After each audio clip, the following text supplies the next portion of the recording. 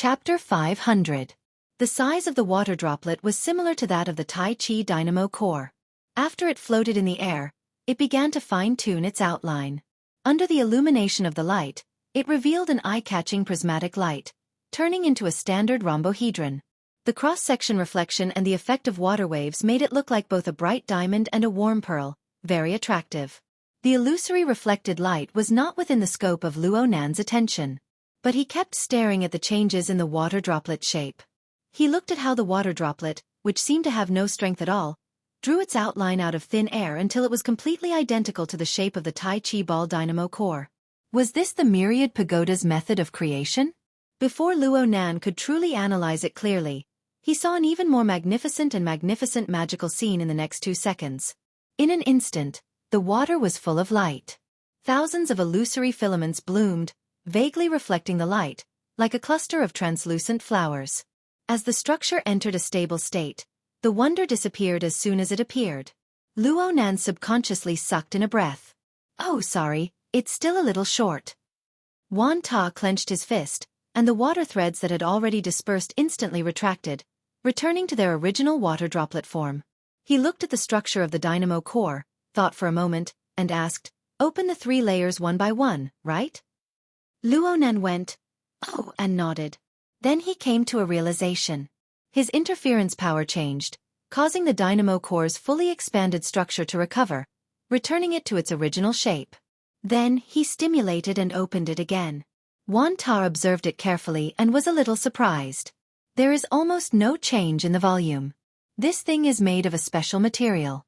Maybe there is a change in its physical properties when it is folded. As he spoke, the water droplets were like the dynamo core, spreading out layer by layer. They no longer bloomed instantaneously like in the beginning, and the sensory stimulation was somewhat less. However, the inconceivable shaping and control power within was even more admirable. In a certain sense, Luo Nan could use interference power to construct fine structures, just like the condensation ring. Of course, he could also play with water. He had the soul cloak mode. Through the condensation ring, his divine will could fully interfere with the material plane. He could build a picture of the deep sea and even a wonderful space where water molecules were concentrated. But this method was used at the boundary between the mind and the material, between the virtual and the real.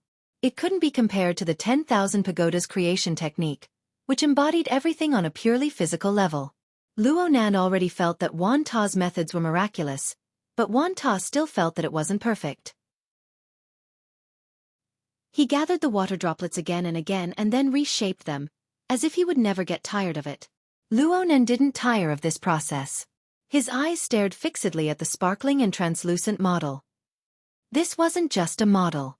Luo Nan could feel that when the Wanta Tower exerted force to maintain its form, this toy should be able to display similar functions to the dynamo core. Luo Nan sucked in another breath. He suddenly spoke a sentence. "Can you teach me?" Wanta didn't say anything. He just shot a glance at Luo Nan, nodded, and continued with his operation. Luo Nan didn't say anything more. He focused his mind and watched as the body of water blossomed like a flower, more and more perfectly imitating the structure of the Tai Chi ball dynamo core. The tentacles, secondary branches, and filaments split and expanded layer by layer, forming 3 relatively clear areas. It was more or less the same as when he first saw this scene. Luo Nan couldn't help but think of an essential factor. Formatting theory. From the very beginning, Grandpa's formatting theory had deduced the visualization diagram, the structure of a tetrahedron with inscribed and circumscribed spheres. Luo Nan had already confirmed that this structure was closely related to the dynamo core. Whether it was the deep sea type 4 dynamo core, the dynamic structure of the Tai Chi ball dynamo core, or Jack's memories of the moment he transformed from an altered human to a burner, all of them clearly displayed this point. Luo Nan even guessed that the scientists researching the archetype format should have grasped this key point. For instance, the epoch-making inventions like the burner and the format of fire. It was very likely that they had some reference. What about Grandpa? Where did his research originate from?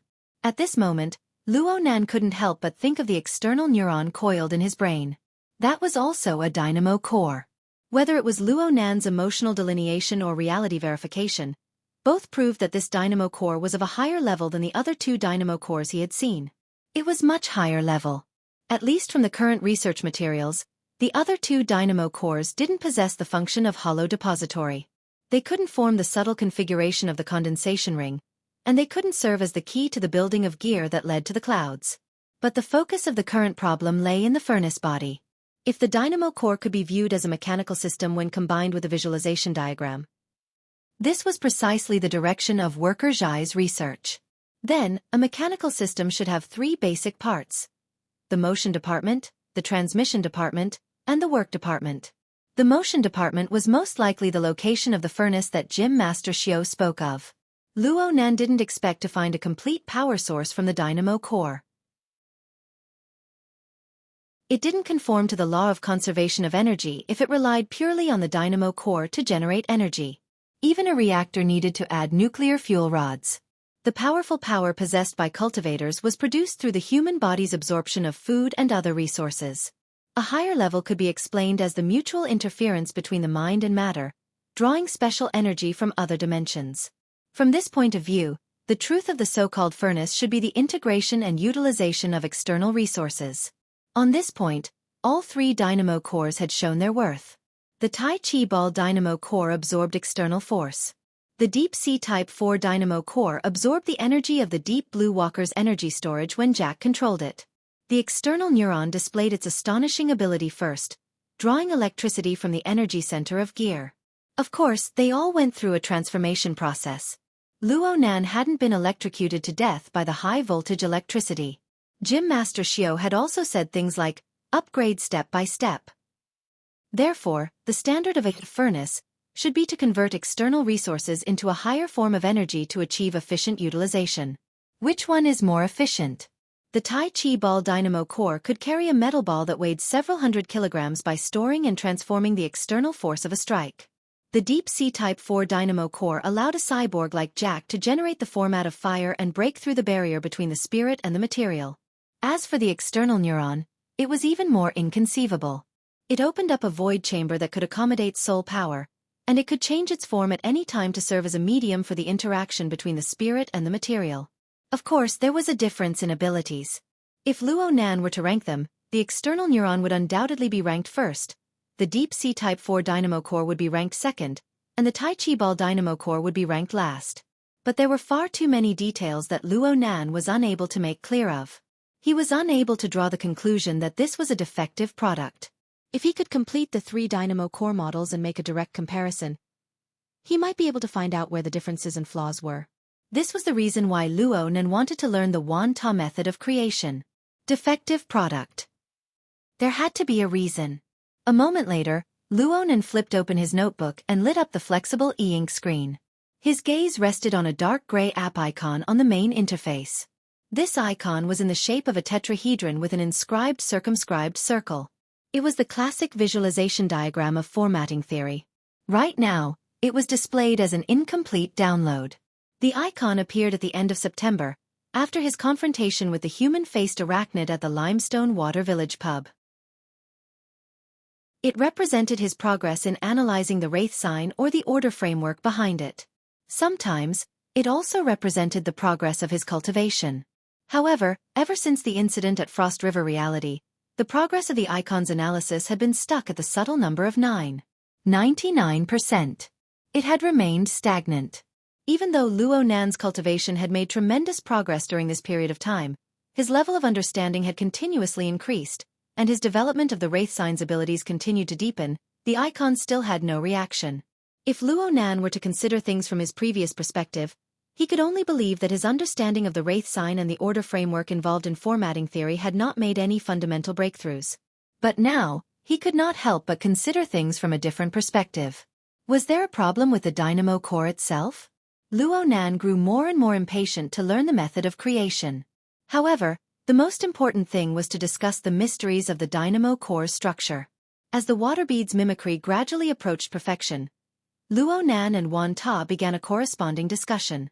Differences and arguments were unavoidable when it came to the details. We must consider the factor of materiality. The structure is the most crucial. Forgive me for speaking bluntly. You are running away from an unfamiliar domain.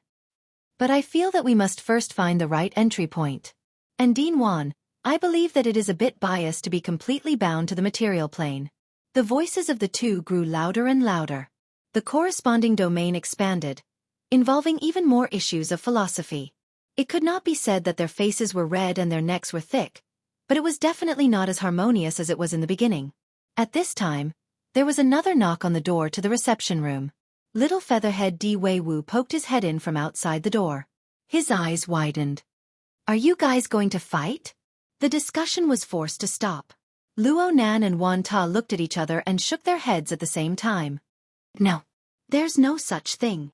Di Wei-Wu pushed open the door completely. He curled his lips and said, I feel like it. Brother Luo Nan, I know that your abilities are great and that you can fight super well.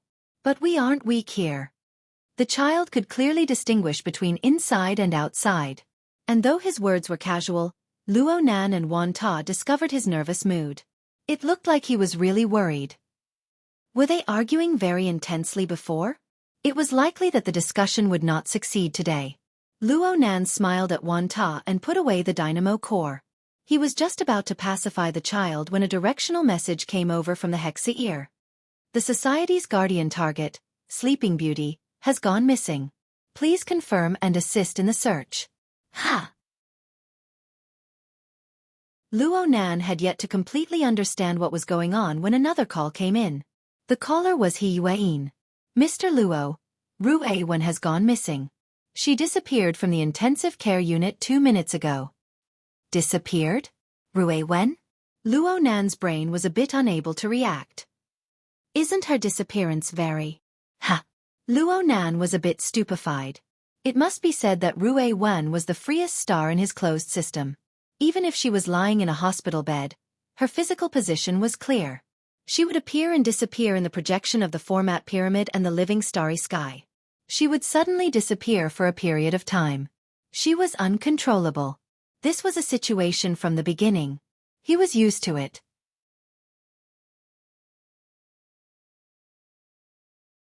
Chapter 501. Ru A-Wen's sudden disappearance caused the Xia City branch to be thrown into chaos. After all, there were many complicated issues involved aside from finding the person. A new mission channel had been established on the Psychic Wave Network. Fire, theft, Quantum Corporation, and perhaps headquarters as well. In a short amount of time, most of Xia City had been mobilized. It was a chaotic mess. Luo Nan could only leave the orphanage in a hurry after this happened. Before he left, he gave the Tai Chi Ball dynamo core in his hand to Xue Lei, who was also attending the ceremony. He asked Xue Lei to return it to Gym Master Xiao for now. Then he took a car to Shangding Building to observe the situation. Luo Nan's thoughts were still unclear after he got in the car, but his emotions were still calm. He activated the resources of the sealed system to try and lock onto a target while he looked at the video He Yuein sent him. The video was a surveillance record of Ru A-Wen's ward. The time shown was around 2040, approximately 5 minutes ago. At the beginning, the girl was lying peacefully on the hospital bed. There were a few monitoring and life support equipment on her body. Everything looked normal. But several seconds later, the slender girl's eyelashes trembled in the focal area of the surveillance video. Then she opened her eyes. The image was extremely clear, but Luo Nan's mood was a bit absent-minded at this moment. The girl's gaze looked straight at the ceiling. She was serene and calm, not revealing any emotions. She didn't look like the emptiness and bewilderment of someone who had been bedridden for a long time. Instead, she seemed to be extremely clear about her own circumstances. This scene made Luo Nan's heart inexplicably oppressed. This was a person he had personally saved. She was half a believer, but he couldn't say that he was familiar with her. Seriously, who else in this world knew of Ru A-Wen's true origins besides the laboratory of Quantum Corporation? Perhaps she was already used to similar situations? Luo Nan still remembered that when he faced Gong Qi, who had invaded the cloud world, only Ru A-Wen had given him a resonance in the entire sealed system when he was agitated and angry. It wasn't a resonance. It was a resonance that was true and void. She seemed calm on the surface, but there was an oppressive and flowing feeling of blazing heat. It perfectly matched Luo Nan's state of mind at the time. Was it an accidental coordination, or was it because of a similar experience? Luo Nan couldn't get an answer, but the emotions in his heart continued to ripple because of those serene eyes. He stared at the image, a bit stunned. At this time, from the surveillance screen, it could be seen that because of Rue Wen's sudden awakening, the inside and outside of the monitoring room were also in a mess. Some medical staff opened the door and came in, wanting to do a further examination. It was conceivable that there would be more people rushing over from the outside. At this moment, the originally clear image suddenly blurred. In reality, it wasn't that the image was blurred, but the reality it reflected was blurred. On the sickbed, Rue Wen was like an illusory bubble. She flashed in the middle of the distorted light and shadow, then disappeared without a trace. In just a tenth of a second, the hospital bed became empty. All the tubes were loosened, and the nutrient solution dripped onto the bedding. There were still traces of a human figure pressing down on the bedding. Such a way of disappearing? Luo Nan was a bit stupefied for a time. He hurriedly rewound the surveillance video to watch. The second time, he felt a little more confident. His body and soul fused into one. This was precisely Rue Wen's forte. She was a special existence that wandered the boundary between the spiritual and the material. At that moment, she was completely an incorporeal spirit. Naturally, she could leave as she pleased. If she could leap into the deep spiritual plane of the Abyss region and the polar domain, even President Ouyang would have a hard time keeping her here. It was easy to say, but the more Luo Nan understood the know-how within, the more he felt that Rue Wen's actions had already completely exceeded the scope of the ordinary concept of supernatural power. The mutual interference of the material and the mental was understandable, but a complete transformation. How in the world did she accomplish this? Luo Nan didn't invest too much energy into this question. In any case, it was impossible for him to figure it out in a short amount of time.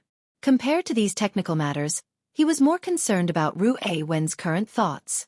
Why did this experimental girl, who resonated with a corner of his mind, leave? Where did she want to go?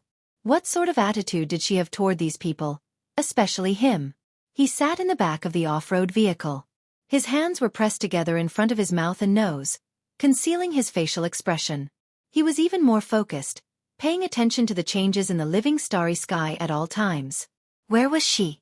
Where was she? The vehicle had already entered Xiqing district. It made an oblique turn, heading toward the Lilan district. But then Luo Nan suddenly stood up. Wait a moment. Let's go order some wine. Beside him, Qin Ikuan turned his head in astonishment. Which one? Luo Nan's eyes seemed to be closed, but his other perspective within the living starry sky became clearer and clearer. Correspondingly, the resplendent stars shifted their positions, bringing slight ripples to the closed system. Linhai District. Huaying West Road. Dingyang Bar. Hurry up. God borrowed the rearview mirror to glance over. He swung the steering wheel lightly, and the vehicle left autopilot mode. It turned onto another magnetic rail highway, and its speed suddenly increased. Emoya walked out from the back door of the bar. She used a wet towel with makeup remover to wipe off the makeup on her face. There was a wind gap in the back alley. The fine snow powder was like flying knives, whizzing as it struck her face. Emoya felt that this kind of weather was quite refreshing. But her companions in front of her had already shrunk their necks and were fighting to be the first to board the nanny van. Behind her, the new trainee agent cum Star Scout, Meng Fei, had long since taken precautions. She wore thick winter clothes that were simply prepared for trekking in the wilderness. But when she put it on her body, her originally stocky body became even rounder. She really didn't have half the graceful bearing of a business elite. However, she had come to learn from Luo Nan and to freeload a meal. She hadn't officially started working yet, so there was no way to use business etiquette to restrain her. Then she looked at the real agent, Mr. Hai Jing. He was dressed like a man. He wore a coarse trench coat with a dark red scarf. It was very fashionable. And his calm and unhurried posture with his hands in his pockets could even make young girls scream. He was more famous than a star, and he beat up the few disappointing third-rate rock and roll practitioners in front of him. Mountain Creek, which had already begun to be commercialized, spent less and less time in various bars and nightclubs. Most of their performances were friendly performances to repay their previous debts in the underground circle. At the same time, it also further fermented the results of the performance in the municipal square last month. The current situation could only be said to be lukewarm. Every day, they would increase the number of pre-sales for their debut album by a few numbers. That was all. Emoya wiped off the foundation, blush, and the like, and threw the wet towel into the trash can on the side. She had already calculated it, but she didn't expect a sudden gust of wind to blow. The wet towel hit the entrance, hung, and fell out. Tisk, so unstylish. If the paparazzi bumped into her, she would be the legendary third-rate female star who casually threw trash. She had no sense of civility. She could get a place on the gossip forums. But she didn't need to fix it now. A strange sound rang out. The cleaning robot that was lying in ambush in a certain corner of the back alley was stimulated. It started up from its standby state and slowly drove over, shoveling away the wet towel. Good lad. Much better than my two younger brothers. When the robot passed by, Emoya patted its silly, black, and thick head. It's up to you to decide. Do you want to go home or go to your nest today? Choose A and bark. Choose B and be silent. The robot slid over expressionlessly. Okay, choose B. Ha! The corner where the cleaning robot had stayed before, which was also the place where junk was placed in the alley, rang with the flapping of wings. It sounded like a bird was struggling. Soon, the sound of scrape was clear. It was a crow that was commonly seen in Xia City. Was it looking for food? There have been more crows in Xia City recently. Emoya felt that she would always encounter similar situations when she went out recently. Crows would fly over her head and around her from time to time. Fortunately, her luck wasn't affected. Hai Jing also glanced in that direction. It's hard to see other birds in winter besides crows and sparrows. Unless you go to the ecological park. Do you want to take a walk tomorrow? Tomorrow's agenda is to sleep late. You can ask Sister Meng to treat you. Treat it as a bribe. Say more good things in front of the boss in the future. Then forget it. One sentence from Sister Wei is worth 100 sentences from me. The return on investment is obviously not equal. Meng Fei directly flipped the hood of her winter suit over her head. She completely curled into a ball. In this damn weather, I'd rather go to the streets to do my homework than go to some ecological park. At least I can go to the mall to get some heat. Then I hope that you can discover another Sister Wei. Thank you for your blessings. In just a few sentences, the topic had been changed to who knows where. At this time, Ma Lu stuck his head out of the car and urged them to get on. The group of people chatted and laughed as they got on the car. When they were about to get on the car, the cleaning robot had just returned to its original position. The car's lights were turned on, stretching its shadow diagonally forward. Emoya blew the guy a kiss. Thanks. Scrape. It was the crow dubbing. Emoya laughed and was about to get into the car when she suddenly shivered. Wait. She called out and jumped out of the car again. In the car, Shui Yi, who still had a date, was a little annoyed. Are you done? Emoya didn't care at all. She strode forward with her long legs and arrived in front of the car in 2 steps. At this time, the headlights were pointing forward. The snow flew everywhere and reflected a distorted shadow inside the alley. In this long, twisted, chaotic shadow, Moya saw the shadows of the cleaning robot and the junk pile mixed together. At the edge of them, there was a long swaying shadow. The edges were uneven, and the bottom was slightly curved. It should be the wings of a crow flapping, and there was also half of its body. But below the long shadow, there was a slender shadow. The front part of the shadow merged with the crow's shadow, but the shape of the bent joints could be vaguely seen. And then there was an even more obvious curve of the wrist and the straight line of the arm. Hai Jing also got out of the car and stood side by side with Emoya. He squinted his eyes and tilted his head slightly. At this moment, he could clearly see that under the illumination of the headlights, there was clearly a slender arm of light supporting the crow. Under the fluttering snow powder, it was trembling slightly. His heart trembled. Emoya had already rushed forward and went straight to the junk pile. Hai Jing stretched out his hand, but didn't even catch the tail of his shirt. A second later, Emoya's shout filled the alley.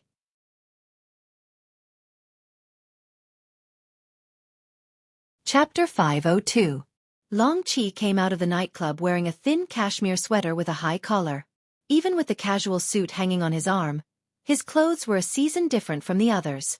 But this kind of tight-fitting style was also very powerful, showing off a superior and fit figure. The young woman who went out with him wished that she could turn into a warm jacket and stick close to him, creating a short and exciting memory together. However, regardless of whether Long Chi was facing the snowflakes that filled the sky or the young married woman who had tears in her eyes, he was still smiling. He refused the young woman's invitation, but left his social contact number. Then, he walked into the cold wind without looking back. The low temperature of -20 degrees Celsius was meaningless to him, just like the restless woman whose body temperature was about to rise to 40 degrees Celsius. At 9 o'clock in the evening, the nightclub street in the waterfront district had not yet entered its most lively period. He really liked the atmosphere here, but it was a pity that the last-minute mission had brought him some destructive expectations. Walking along the nightclub street for a few hundred meters, he found the designated area with the help of the dazzling red and blue police lights. It was the back alley of a music bar. Looking from here under the streetlights, the alley was surrounded by a dense group of people. He leisurely walked over. However, just as he stepped into the front of the alley, a throbbing thought suddenly dripped into the lake of his heart. With a dripping sound, a dense chill spread out layer by layer. In the blink of an eye, it spread throughout his entire body. Long Chi shuddered and stopped abruptly. This was something that even a temperature of -20 degrees Celsius could not do. "Little guy, don't be nervous. Let big sister take a look." In the alley, Moya took the risk of being hit by the crow's wings. She crouched down and got closer to the child. The child is thin. This was Moya's first impression. The child was wearing a loose hospital gown. His hair had probably not been taken care of for 2 to 3 months. It hung over his forehead and covered half of his face. Under the shadow of the pile of junk, the crows and the onlookers, the fragments of light that shone in made his face appear even thinner and paler. It was inevitable that he looked a little gloomy. This made the child appear a bit more mature. But with Luo Nan as a reference, his actual age should be about the same. Maybe a bit younger. 14, 15? Moya tried to confirm if the child had any identification such as a bracelet on him. Under normal circumstances, in order to make it easier to live in this society, even children who were completely incapacitated would wear identification cards and the like. But after looking around twice, Moya did not find any similar equipment. But what was the meaning of the hospital gown? In his memory, there was no hospital nearby. The child sitting next to the pile of junk indeed had no intention of moving. He just stared at the crow in his hand. This crow's body was extremely large, much larger than its peers. At this moment, it tilted its head and looked back at the child. Occasionally, it would flap its wings and caw. There seemed to be a hint of helplessness in its voice. In fact, ever since the sudden appearance of this fellow believer, the crow named Ink had not flown for almost half an hour. Ink would not let go of him. Moya was a little uncertain. She scratched her head and turned around, only to be shocked. Unbeknownst to him, a dense crowd of people had gathered behind him.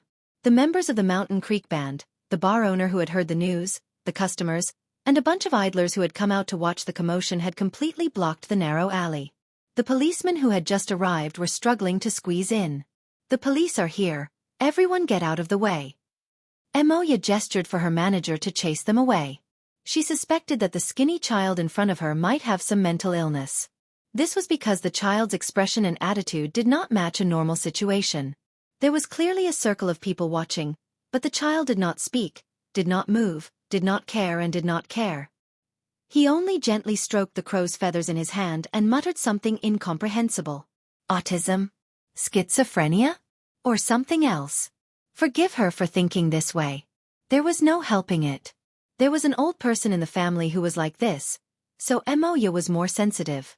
She was worried that if too many people gathered, it would cause adverse effects. Hai Jing displayed the responsibility and means of a manager. With just a few words, he got the police to help him chase most of the onlookers back to the bar. At the same time, the other members of the Mountain Creek Band, who could not stand the cold temperature in the back alley, hurriedly got into the car and left under the supervision of Meng Jia. Only Moya and himself were left. Things were considered normal up to this point, but then things came to a standstill. The little guy sitting in the corner must be mentally different from ordinary people. He didn't speak or move. The people around him, no matter how they tried to persuade him or coax or hug him, couldn't pull him out of the corner. In the end, all they got was the dissatisfied caw of the crow. That was awkward.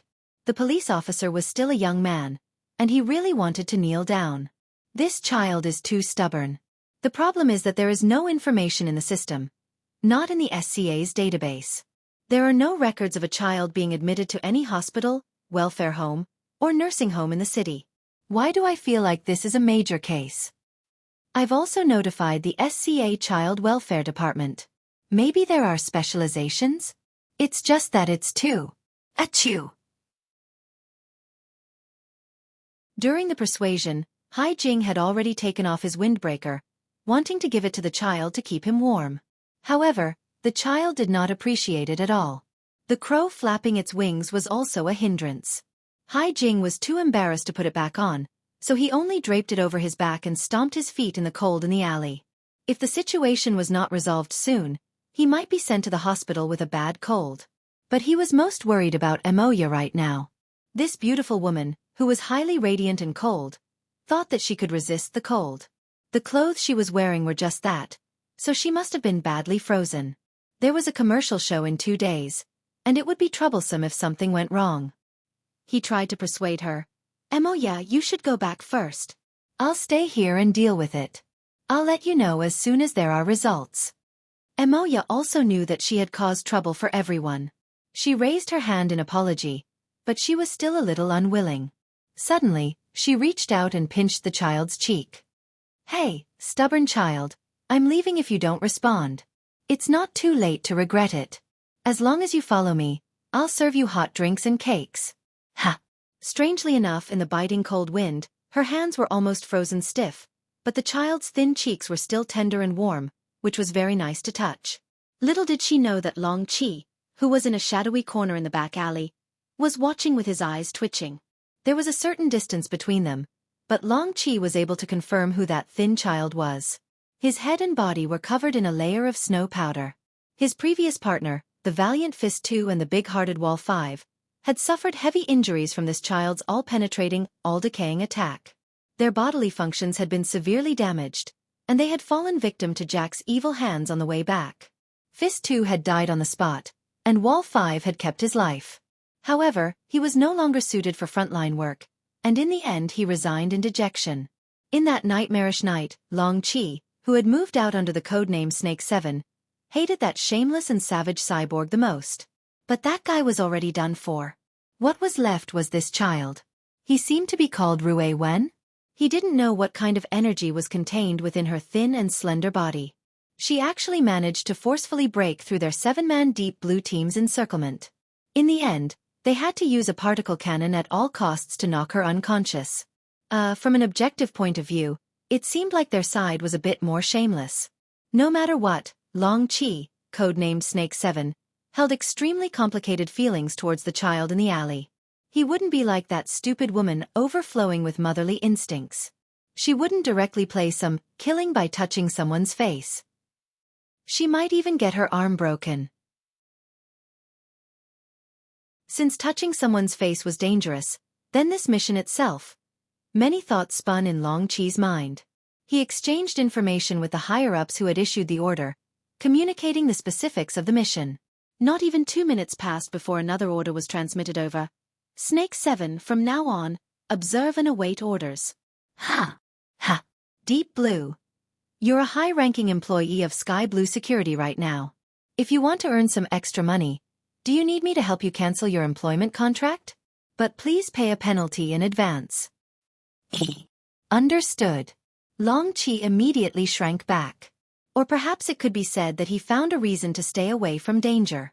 But then he couldn't help but say, Dr. Bai, aren't you worried about your contract? A doctor who came out of Clay's laboratory won't be without a job anywhere. The important thing is that I don't have a penalty clause. The problem is that you also came out of the Apocalypse laboratory. Coming out of there. Are there any living people? Long Chi didn't say these words out loud. Ever since Dr. Bai Xinyan became the person in charge of the Sky Blue Security's Xia City branch, the dozens of Deep Blue walkers had come to understand more and more the principle of people under the eaves have no choice but to lower their heads. As a high-ranking researcher who was well-versed in burner theory and the theory of the human body system, Bai Xinyan could adjust their training courses at any time. She could let the trainees have a deep understanding of the obvious difference between heaven and hell, under the premise that it wouldn't be obvious and that it wouldn't affect the results. All right, please instruct. Standardize the mode of operation. Observe and await orders. Yes. In the official operations of the Deep Blue Walkers, skipping ranks to command was a matter that was explicitly forbidden. Long Qi only needed to set the information reception to combat readiness mode, and then he could only accept combat orders from his direct superior. Of course, this also meant that the other command that was still clamoring in his ears right now would be completely blocked out. Long Qi hesitated a bit. Should he directly feign ignorance towards Deep Blue, or should he inform them? At this time, a car came to a stop on the other side of the alley. Someone opened the door and got off the car just as it came to a stop. The alley wasn't long. Long Qi borrowed the streetlight to clearly see the person's face. And the other person's penetrating cold gaze swept over a hair's breadth. Hiss. It was at this moment that Deep Blue became much more anxious. Long Qi, are you listening? Reporting the target situation. Follow-up support is already on the way. Hello. Hello. Support my ass.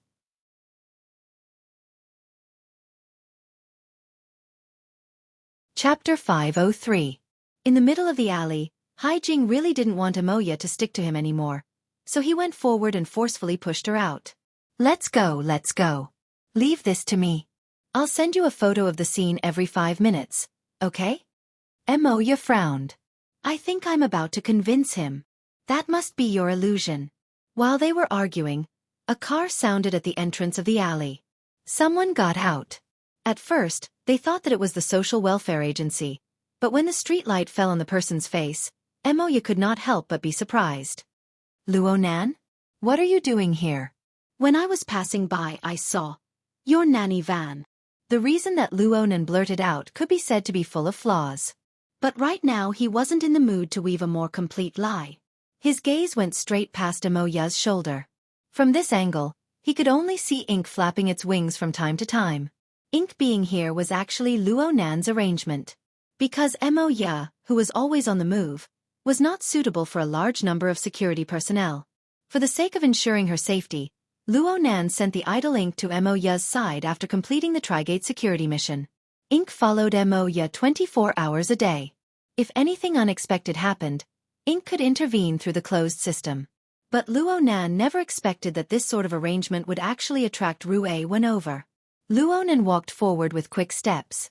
His reason kept reminding him to pay attention to his concealment, to not let Amoya see through him. But as his line of sight extended, he saw a thin and gloomy little girl with almost no feminine features sitting in the corner. She was covered in snow powder, sitting under a pile of junk. He saw human figures and other distorted shadows covering her, but the girl was silent. There was only the crow in her eyes. Rue One was in a completely different dimension from the others. She didn't care about others, and no one really understood her. Luonan's heart felt a bit stifled when he saw this scene. Sentences such as, "The stallion stands alone," "The shadow hangs by itself," from the ancient texts he had learned suddenly materialized. They transformed into a surging black tide that flooded his mind. All right, perhaps Rue One didn't need pity, but the feeling still lingered in Luonan's heart. It was hard to dissipate in the end. Qin Yikuan quickly walked past him. Amoya and Haijing said something to him. Luonan was aware of these circumstances, but he didn't make the appropriate response. This was because his emotions were rising and falling like the tide. The speed of his brain was affected. Luonan himself didn't understand why the emotions in his mind were this intense. He was unable to resolve this doubt for a time. He just passed by Amoya and arrived at the side of the junk pile to face Rue One. Then, he saw that the girl was casually kneeling on the ground, holding the ink bottle with one hand, and there seemed to be a slight smile on her lips. Luonan half knelt in front of the girl in the next moment. He wanted to say something, but he didn't know what to say. Strictly speaking, this was his first official meeting with Rue One. In the past, their communication was either through ink or through a closed system. Rue One also sensed something. Her gaze moved away from the ink for the first time to fall on Luonan's face. There was no change in his expression, only his eyes were sparkling. "He raised his head?" someone exclaimed. Then Moya's voice rang out. "He's reacting to you." As expected, it's better to be around the same age? Luonan didn't say anything, but he came to a realization in his mind. Forgive him for overstepping his bounds and standing in Ru Wen's position. No matter what the nature was, he really was Ru Wen's only coordinate relative to this world at this current stage. It must be known that Ru Wen had already found Ink, the person she believed to be of the same species. Then, she was surrounded by a circle of people. Presumably, she wasn't feeling too comfortable. With her abilities, she could escape into the mental plane once more and break away from this environment. As for misgivings? With her usual reactions, they simply didn't exist. But why didn't she move? Luo Nan knew that at least a part of the reason was because of the information he transmitted through the closed system. Just like the gaze that was cast over right now. He, Luo Nan, possessed a certain degree of existence in Ru Wen's heart. He even possessed a sense of identity. This was good news, right? Ru Wen didn't look at Luo Nan for too long. She shifted her gaze and spoke to Ink in a low voice. Perhaps Ink's intelligence was higher than 99% of crows, but this didn't mean that it was able to understand Ru Wen's meaning. To put it bluntly, this was a one-way communication between chickens and ducks. But when Luo Nan looked straight at Ru Wen, he saw the faintly discernible smile on her lips. It was an attitude of tranquility and satisfaction. Luo Nan grew more and more speechless when faced with this situation. But it was also at this time that his train of thought opened up a bit. He suddenly understood where the surging tide of emotions in his heart came from. Actually, it was him. Luo Nan looked at Ru Wen right now. It was like he was looking at himself when he was experimenting alone.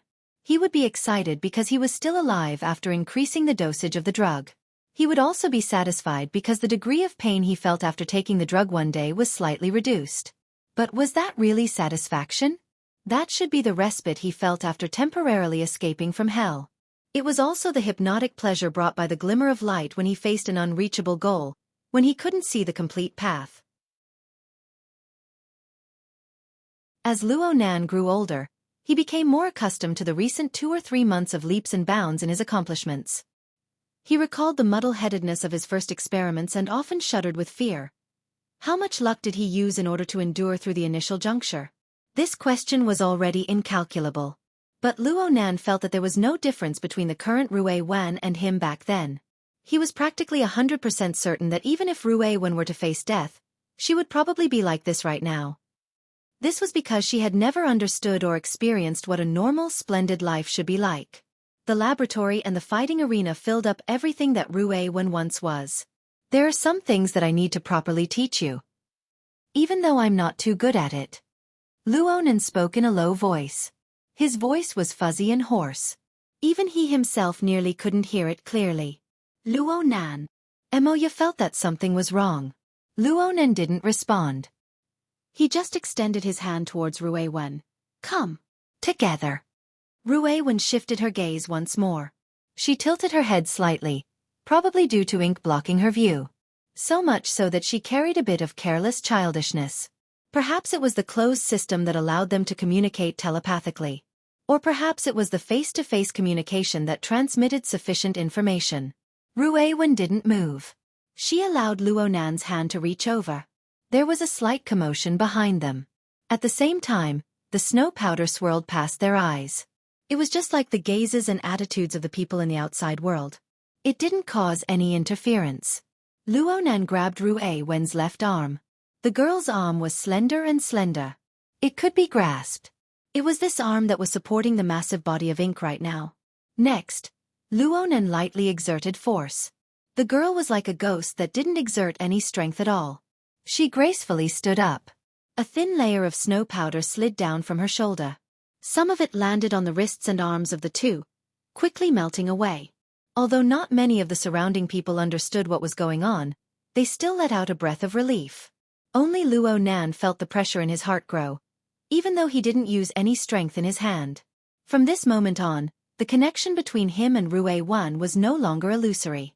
Instead, it was a carrier that truly merged with reality. All the people in the know, the onlookers behind them, the people with ulterior motives hidden in the shadows, and the fellows who were hiding their heads and showing their tails were all witnesses. Mr. Luo. He Yuan took the initiative to communicate with him. What she said was very realistic. For the sake of safety, let us take over right now. Luo Nan just needed to nod his head, and the Xia City branch would shoulder this burden. The Iron Triangle formed by President Ouyang, Old Yu, and Her Majesty Empress Wu would be one of the most headache-inducing combinations in the world.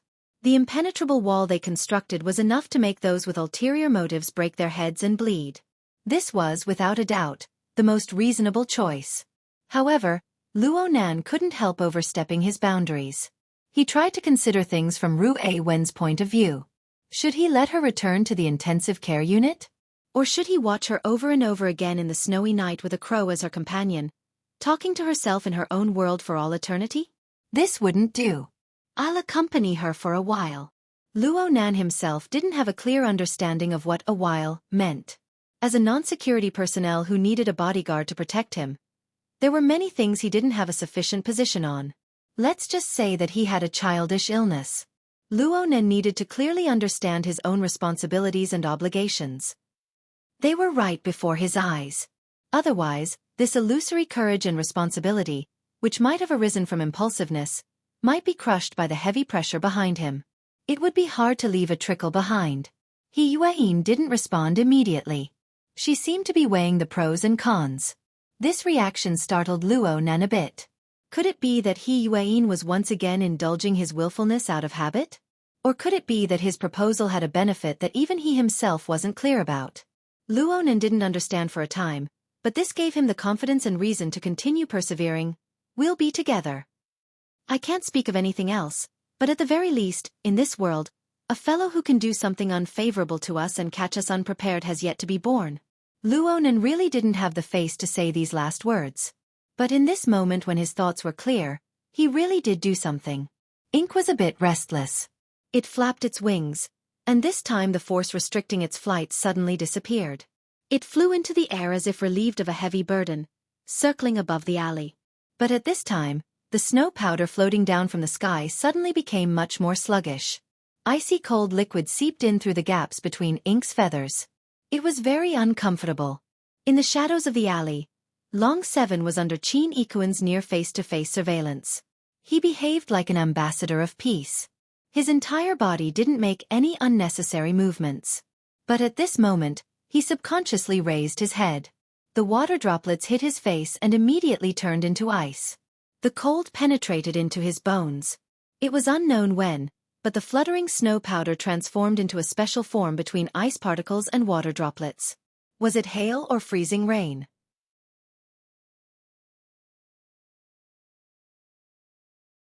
Chapter 504. Why aren't you moving? He's right there. We need to observe. I just need him to cooperate. I'm not asking him to risk his life. I need to outsmart him. Then that's really unfortunate. That unlucky bastard has already been exposed. Do you remember? He once met your target face to face. If you really want to go, then it won't be outsmarting him. It'll be a provocation. Not only do you want him to go provoke a dangerous target, but you want him to provoke a paranoid maniac who can slaughter half of Xia City at any time? What does half of Xia City have to do with me? You're very clear on C2834's value.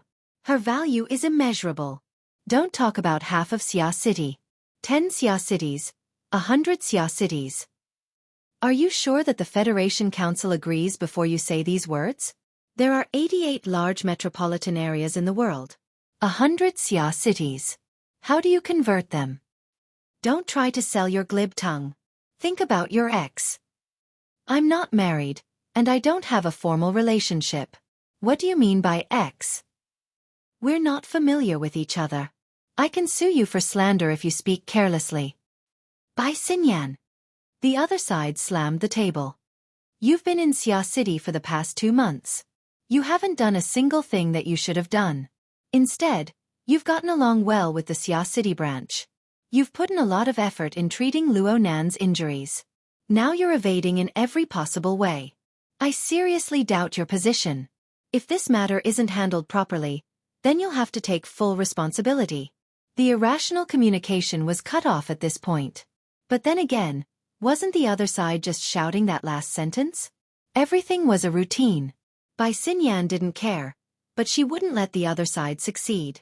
After the communication was cut off, she immediately sent a text message to the other side. Appeal to the higher-ups. I'll let you go first. 3 seconds later, the communication was connected again. It was the same person, but the hysterical mood was close to non-existent. He was just a bit irritated and helpless. What the hell do you want? This is what I want to ask. Ever since C-2834 entered the Shangding building, all relevant information has been reported to the lab through a stable channel. I can imagine that in the future, as long as C-2834 is under the control of the Xia City branch, there will be a steady stream of information. What else do you want? Research requires first-hand information. You should understand that the existence of C-2834 indicates that there is a huge problem with the direction of the Bloodline project. If we can't find the root of the problem, this project will be stalled indefinitely. Instructor Li Wei is very angry about this. We are also under a lot of pressure. Speaking of that name, the voice on the other side instinctively lowered. I understand. That's why you're acting like a cornered dog jumping over a wall. Or rather, you're putting on a show for that person. The other party froze. Bai Xinyan smiled. Fortunately, you haven't completely lost your rationality. At least, you still have the idea of outsmarting the enemy. The beginning is still acceptable. Even if the follow-up plan is too horrible to look at, that's not a big deal. As long as you understand that your life is precious, this is still an era where you can be willful if you have money. The other party spoke again. What do you think? I'm now the manager of Quantum Holdings, so I naturally have to consider things from the company's standpoint. Therefore, I think that as a company, the person at the helm must show the courage of a capitalist. If the project can be solved with money and can be profitable in the end, don't consider other means. Throw money at him? Too rough. Right now, storytelling is rather popular in the capital market, especially in the early stages. We can first test the waters. What do you think of the name Miss 2 in 1,000? The other party was silent again. As a senior executive of the Deep Blue World Joint Project, he was deeply involved in the relevant matters. Of course, he knew what the ratio of 2 in 1,000 meant. Just over a month ago, they had a business discussion with the Ability User Association's headquarters. They had offered 2 in 1,000 shares of the Deep Blue World Joint Project in exchange for the rights to C-2834. At the time, they had wanted the headquarters to take the lead and attempt to circumvent the protection of the two extraordinaries. Unfortunately, they hadn't been able to do so in the end. Instead, Gong Qi, who had led the team into Xia City, had lost quite a bit of face. Now that Bai Xinyan had brought up the old matter again, he immediately understood the meaning behind it. 2 in 1,000 of 8 trillion was 16 billion. Money itself didn't have any meaning. The Deep Blue World Joint Project had a lot of information, as well as the research results that were about to make a huge breakthrough because of this Miss 2 in 1,000, were the most valuable parts. As far as the parties who had already participated in the project were concerned, the information and results were all clearly marked on the agreement. 2 in 1,000 was 16 billion. It wouldn't increase their rights and interests by much, but it also wouldn't cause any considerable losses. But as far as the other capitals and powers in the world were concerned, the qualifications they didn't have the opportunity to obtain in the past were the most important. Even if it was still a bottomless pit for the time being and they had to continuously throw money into it, once the results were out, 16 billion? 8 trillion? That was nothing. This was a super project that could affect the entire era. Originally, it was just a targeted distribution, but all of a sudden, it was a public offering. Regardless of whether the information was true or not, for the sake of the astronomical profits in the next few decades, it was easy to imagine that there would definitely be capital parties and powers burning with greed to make such an investment. Of course, there might also be desperados who had delusions of getting rich overnight. 16 billion was already an enormous amount of wealth that could establish a considerable foundation. And from beginning to end, they only needed to leak a little bit of information. They didn't even need the authorization of the board of directors. In any case, that 2 in 1,000 was the portion that had to be sent out. The Ability User headquarters even had to share some of the suspicion. Everything was ready, and there wouldn't be any obvious evidence left behind. Light as a feather, but it would stir the overflowing hearts of people. In the face of greedy hyenas from all sides, even if Xia City had the Iron Triangle, they would still be flustered for a period of time. After all, desperados didn't have the sensitive points that major powers would be wary of in a confrontation. And in the field of capital, they would break through all bottom lines. You have a grudge with them, right? The other side had completely forgotten the suspected collaboration with the enemy at the end of the previous communication. In his opinion, this kind of ruthless extermination plan was not a blood feud, so there was no reason to do so. Ha. Bai Xinyan laughed without any sincerity. She skipped over this topic and moved on to a more realistic level. And your plan? Although it's terrible to look at, it's enough to throw a brick to attract jade. While you're at it, it's also enough to make the information true. During this period of time, because of the problems with the two orders of justice and blood flame, Xia City has filled in a lot of unstable factors. These are all resources that can be used. Okay. Hey, where are you going? A friend is in trouble, so of course I have to help. I'm very clear about the issue of my position. The legendary black-hearted Salt really lived up to his name. The radio waves shuttling back and forth in Xia City were gradually permeating with malice. But in the small alley behind the bar, people were still struggling over the details. You two seem to have quite the affinity. Emoya rubbed her chin and looked at the two half-grown children standing side by side. She had a lot of doubts in her heart, but now was not the time to be calculative. Since you two can get along so well, just bring him home. Let's ask Dad to help and see if he can figure out the child's identity. As a high-ranking employee of the SCA, Mo Haihang did indeed have the ability to do so. However, Emoya said it so casually that Hai Jing also had a headache. It wasn't that he didn't have sympathy, but for a normal person, wasn't it the best choice to let the police handle it?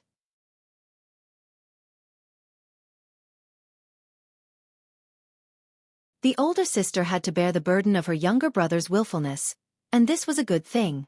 Emoya roughly communicated, but the staff of the welfare center shook his head. That's not necessary. We have professionals looking after her. Do you think she'll be obedient if I don't accompany her? Luo Nan was still holding on to Rui Wen's wrist. He didn't let go for even a moment. Emoya turned her head and suddenly realized that something was wrong. The police stepped forward and reported the situation to the staff of the welfare center.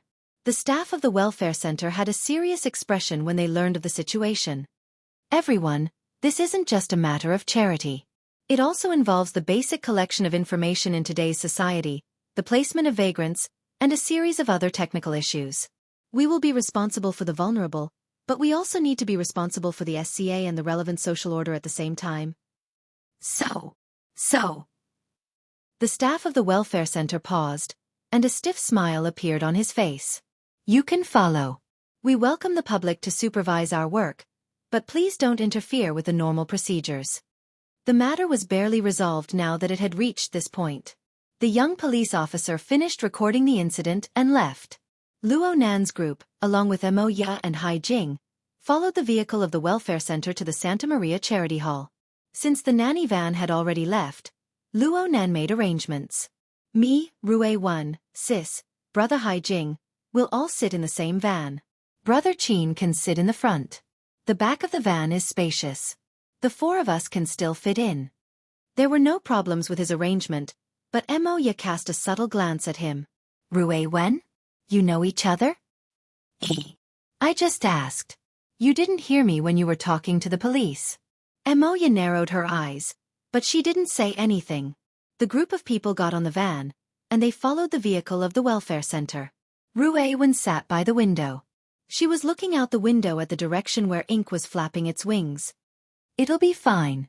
It'll definitely follow. Luo Nan knew what she was thinking and hurried to comfort her. During this time, the feedback of the closed system continued to affect Ink's body. Aside from the enlargement of its body, the bald crow's strength, agility, endurance, and other hard indicators all increased. Its flying speed was at least twice that of its peers. It could even be compared with some falcons. Rui Wen didn't respond, but Luo Nan understood that she already knew. From Rui Wen's perspective, Ink and Luo Nan were her main focus. It was enough for her to pay attention to them for the time being. But from Luo Nan's perspective, the things he had to worry about had begun to rapidly expand from the moment he held Rui Wen's arm. Many of them involved areas he had never touched before. This was undoubtedly an enormous challenge. But Luo Nan wasn't afraid.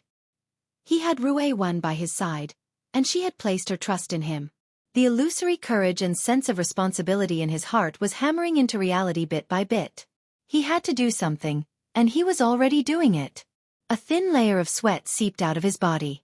This was a natural reaction after consuming energy. And right now, the rate at which his soul strength increased was rapidly slowing down. Even his reserve water level was dropping. Outside the window, the freezing rain grew denser and denser. It was mixed with fine ice shards that hit the van with rustling sounds. A gap had already opened up in a corner of the void within this icy curtain of rain. An invisible soul cloak was wantonly expanding in this area where water molecules were rich. It was heading east. It had already plunged into the domain of the ocean. It was heading west at a speed far beyond the reach of vehicles.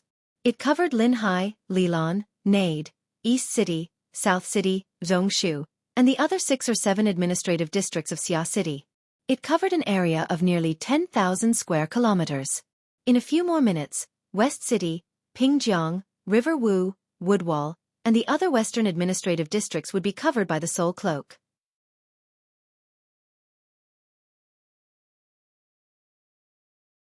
Chapter 505.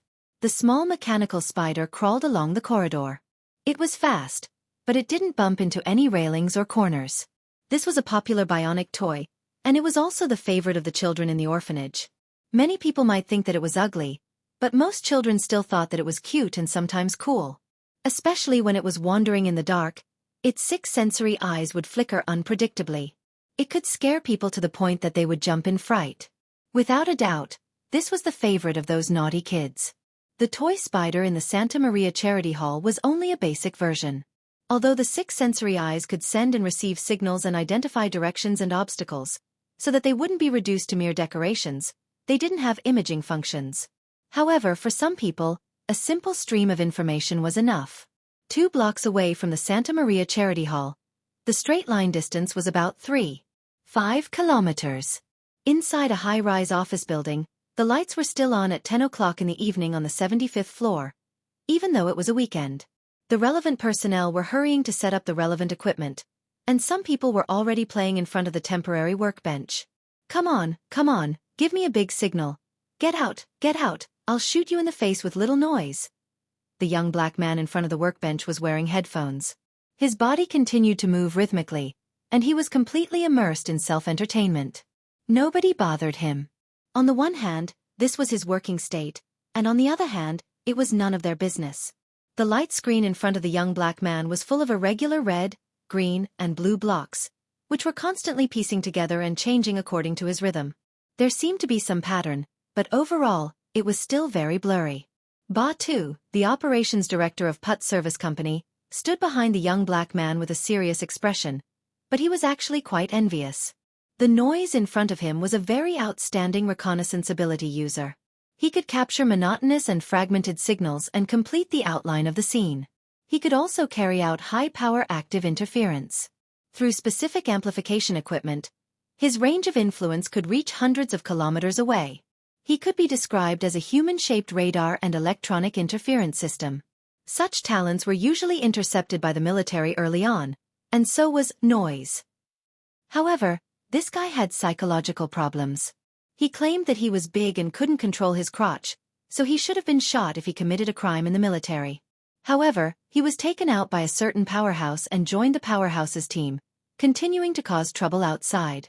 Tonight was a joint operation between Putt Service Company and that powerhouse team. According to the accurate information obtained from both sides' channels, the current temporary resident of the Santa Maria Charity Hall, the girl named Rui Wen, already had a net worth as high as 16 billion. Moreover, it was a discount from the shares of the Deep Blue World joint project. Whether the information was true or not, it would be up to his superiors to judge. As for how to interpret the value of the information, there was no need to go into detail. The most realistic situation was that every power would swarm over as the news spread. They must seize it as soon as possible. The branch in Xia City would also respond quickly. It was hard to say what would happen next. But tonight, because Rui Wen had entered the secular world, she was placed in this charity hall. She was temporarily separated from the core protective network of the Xia City branch. Without a doubt, this was their best and last chance. Putt's service company was a medium-sized assassination service provider. It couldn't be considered to be at the top of the industry. Noise's metal hunting group was an extraordinary business, but there was still a considerable disparity when compared to the standards of the Xia City branch. Even if both sides joined forces, they still didn't possess the strength to directly confront Ouyang Chen and Her Majesty Empress Wu, too extraordinary. They could only catch them off guard by surprise. Of course, they also needed to have sufficient methods of shifting the blame. Only then could they guarantee that they would be able to escape unscathed regardless of the mission's success or failure. Ba Tu could roughly guess the inside of the powerhouse behind the metal hunting group. Aside from the standard of strength, Putt's service company was chosen because they had a ready-made network and team in Xia City. They also valued their mercenary channels that covered every major city in East Asia and the vagrant tribes of the wilderness. They also valued their superclass shifting skills. It just so happened that Xia City had recently accepted several vagrant tribes. Dragons and snakes were mixed in them. There were a lot of desperados who were experts in their studies. Just as Ba Tu was thinking about how to deal with the aftermath, someone walked into the workshop. The 2-meter-tall and sturdy body was very conspicuous. It was like the sound of metal plates rubbing against each other. There was a powerful oppressive force. "You still haven't released the map?" "Mr. Gang Xiong." Ba Tu greeted him. His gaze swept past the man's shoulder and neck structure, and he saw that Noise was jumping high and did not respond, so he said on his behalf, "It's raining now. The disturbance is probably not small." The person who came was the third in command of the metal hunting group, Throat Splitter Gang Xiong. He was a very famous veteran architect and a B-rank powerhouse. Rumor has it that he once had a large part of his throat torn off, but he relied on his tenacious life force to survive. He only underwent a physical transformation. From then on, he liked to tear people's throats when he killed them.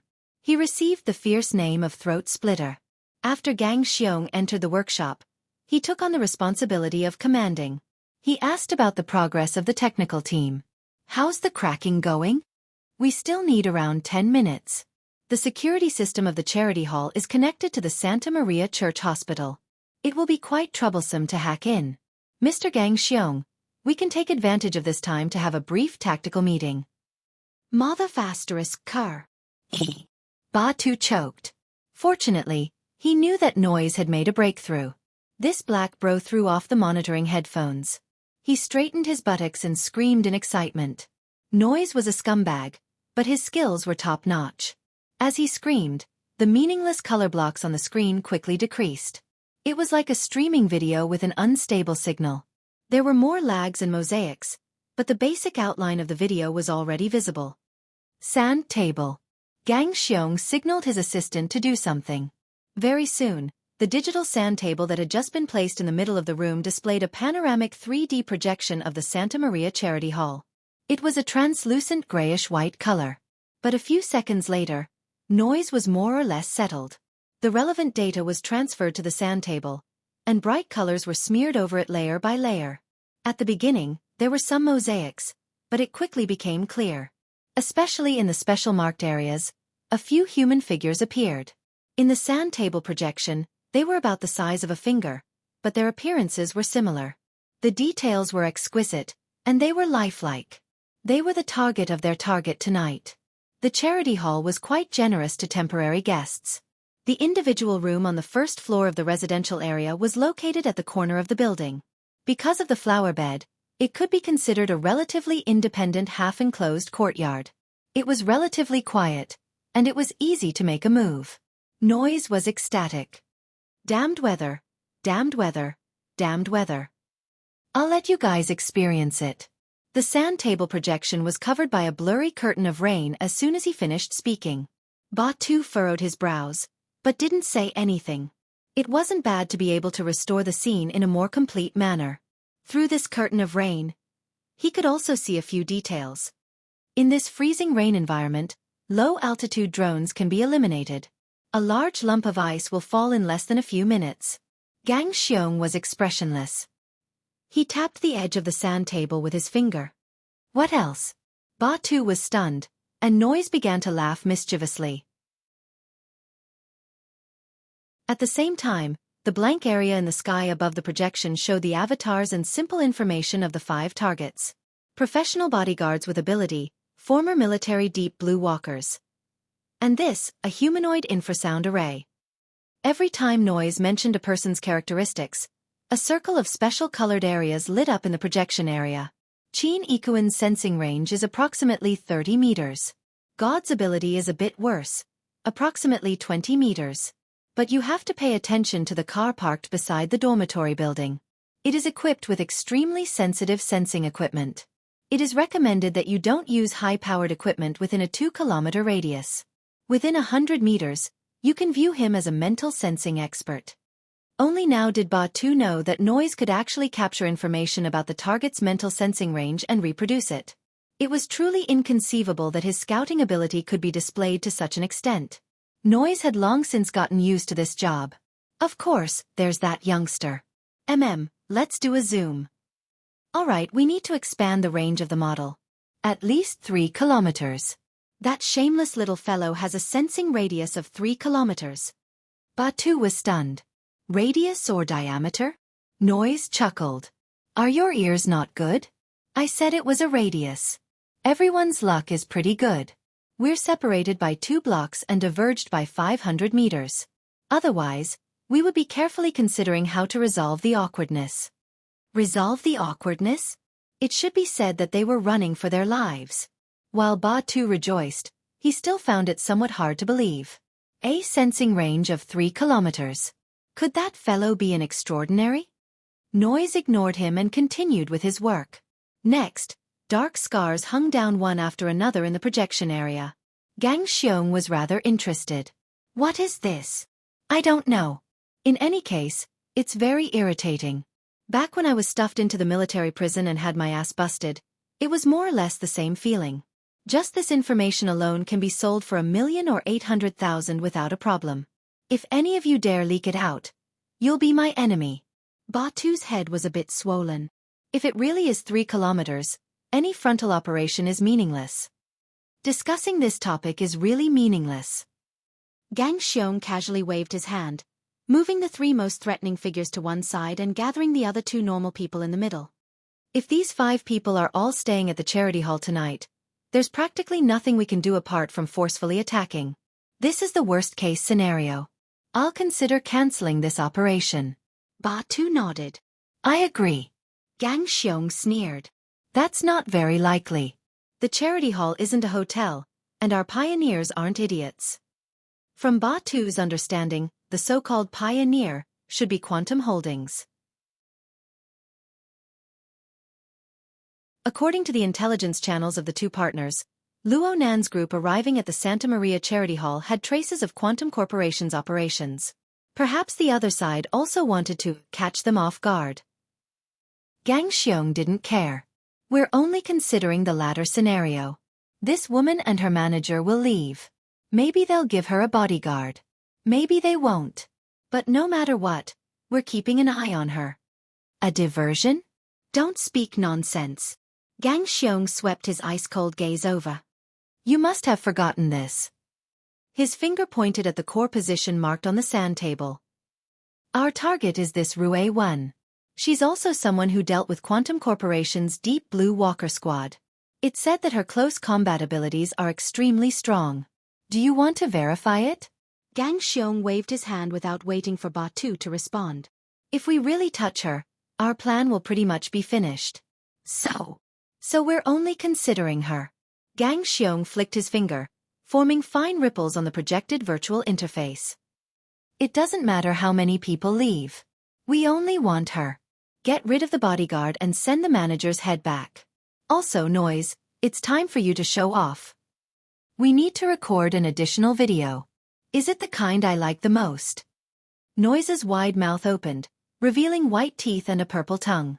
Together with the light and shadow on the sand table, it formed a strange image. Can I let loose and play?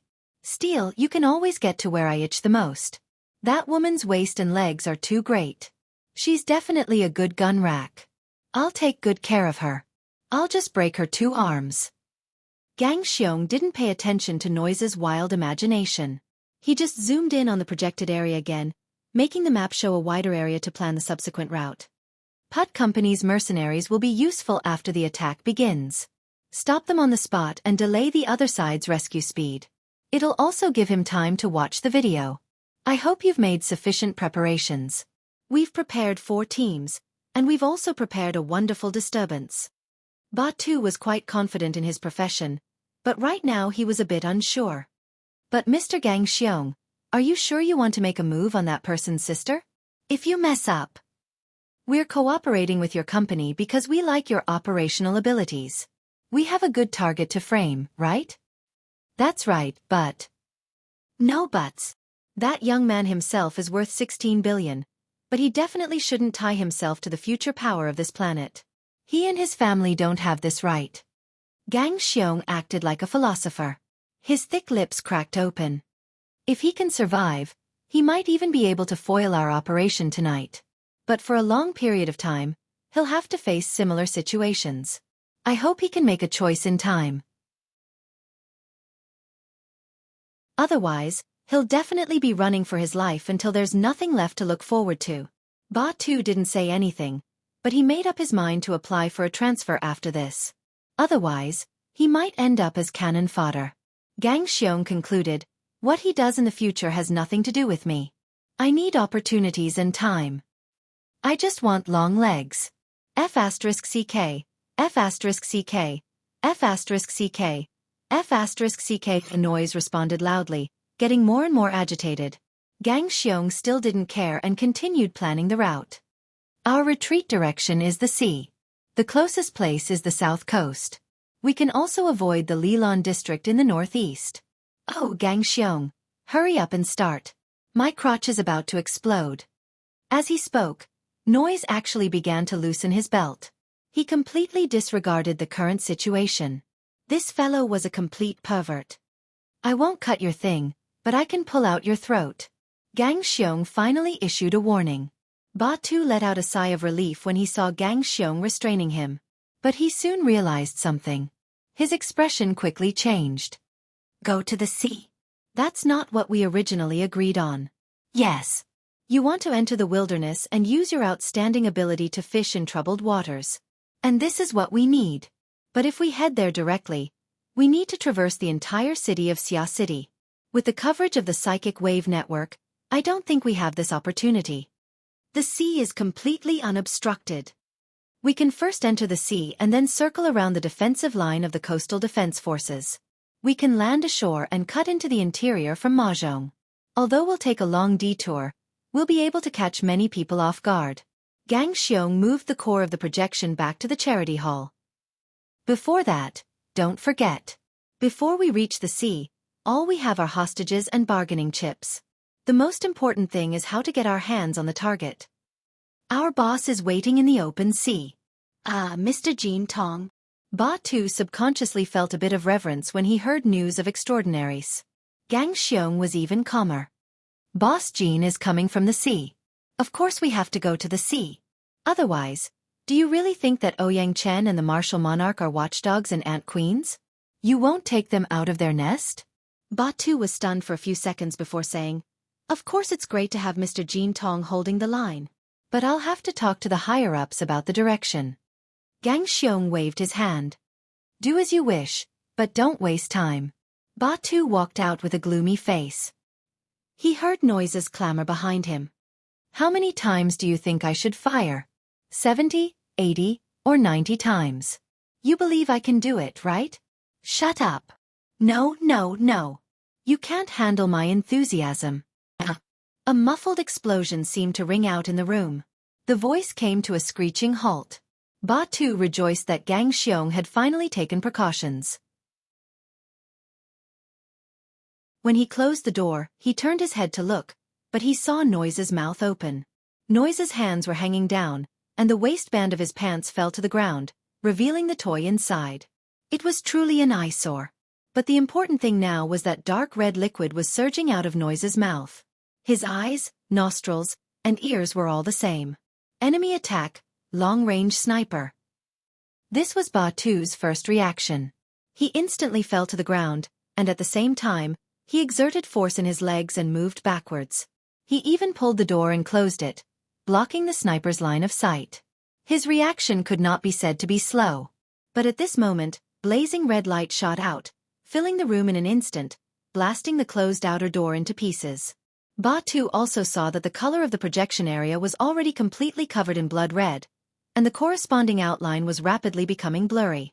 But in that patch of blood-red light, there was clearly a shadow that looked like a mix of a spider and a human. It was ugly and malevolent, as if a nightmare had leapt into reality.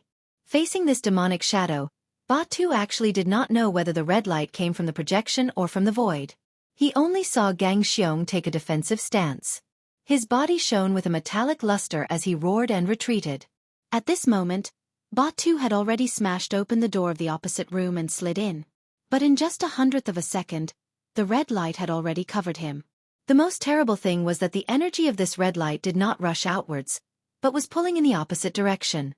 It was like an invisible whirlpool, forcefully pulling Batu's body towards the area where the blood-red light was the thickest. That center might be the fatal gates of hell. Ah! Batu desperately stretched out his hand, wanting to grab the door frame of the opposite room. But the moment his fingers touched the frame, the suction suddenly disappeared. He slammed onto the ground, his head dizzy and his legs weak. He subconsciously turned around to take a look. The destruction of the equipment in the room was expected, but the destructive power was not as great as he had imagined. In front of the sand table, Gang Xiong stood with his back facing the door. He did not move, but his body seemed to be trembling non-stop. "Mr. Gang Xiong?" Batu asked in a probing manner. Before he finished speaking, he saw Gang Xiong's enormous body instantly bend and twist. His muscles and bones shrunk into a ball amidst the fine tearing sounds. Then, it suddenly stretched, collapsed, and shattered. The same fate also included those operatives on the ground. An invisible force field covered the entire room, leading everything, but Batu would rather believe that it was a demonic plate of flesh and blood that came from hell. The tearing sound that made one's teeth ache finally turned into a muffled explosion. Blood fog filled the room, and in front of the wantonly smeared colors, Batu's mind was blank. But in his wide-open eyes, a figure was reflected. The blood fog that enveloped his body gradually became clear. Gang Xiong. He knew he called the wrong name without saying it, but Batu still could not help it. Where the blood fog gathered, that person turned around. This was a middle-aged man with an ordinary appearance. Compared to the human-shaped giant bear Gang Xiong, he was much thinner, but his body was also very strong. He was naked, not wearing a single thread of clothing. His eyes swept across the room, and finally fixed on Batu's. Batu swore that he had never seen such a cold and empty gaze. Those eyes seemed to be filled with countless layers of black fog, and he could never see them clearly. But why did he feel that they were so familiar?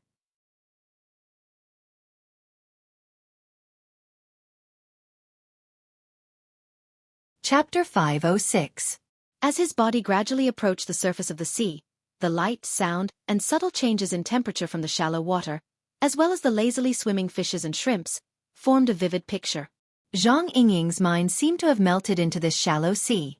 Only the white rainbow was still vibrating, as if it hadn't had enough. Whew! Zhang Yingying's head popped out of the sea and shook her head. Her cheeks touched some fine floating ice. These translucent ice shards floated and sank on the surface of the sea. Just by glancing at them, one could feel the bone-piercing cold. She didn't care about this. She just took a breath of air that she hadn't breathed in for a long time, and cold water droplets fell. Compared to the seawater, the freezing rain falling from the sky was even colder. It was said that this freezing rain, which was outside of the forecast, had been entrenched in Xia City for nearly 10 hours, and there were still no signs of it stopping. Zhang Yingying stepped on the water unhurriedly.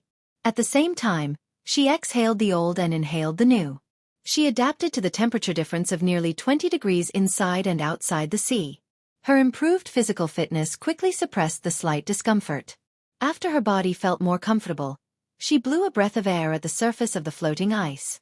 The air that should have been warm blew out a sharp and cold smell. A shallow crack extended from the surface of the sea in front of him, until it reached 30 meters away before disappearing. Baihong's power continues to increase. I can now be considered a sword fairy who can kill people with a breath. Zhang Yingying licked the corner of her lips. She had to admit that her lips and tongue were a little numb just now, and there was a small crack on the inside of her lips. This was the price of acting tough. Compared to the rapid advancement of the White Rainbow innate skill, the strength of her body was actually unable to keep up. This was a rather bizarre matter. It could be said that his body and soul were out of balance, but it was a bit different. He would have to ask Her Majesty Empress Wu for guidance when he returned. Of course, they could consult him at any time. She had been bored at the bottom of the sea for almost 10 days, so she had to relax no matter what. Today just so happened to be Sunday. Taking a few of his best friends out for a walk or two in the wilderness would be the happiest thing in life. With that in mind, Zhang Yingying also turned on the Hexa-Ear's voice connection function. Soon, a series of push notifications sounded. At this time, she had already arrived at the bottom of the cliff facing the sea with a push of the waves. She skillfully jumped and climbed the cliff. The most eye-catching message came from Bai Xinyan. The weather in Xia City was clearly gloomy and damp, with freezing rain falling down. But the selfie of these sisters was a picture of the sun shining brightly and the sea of palms. Especially the angle of her selfie. It was obvious that she was lying on a beach chair. The photo was taken from her chest, revealing not only her crazy long legs, but also her first-class curves. Under the sunlight, her white jade-like skin was even more dazzling.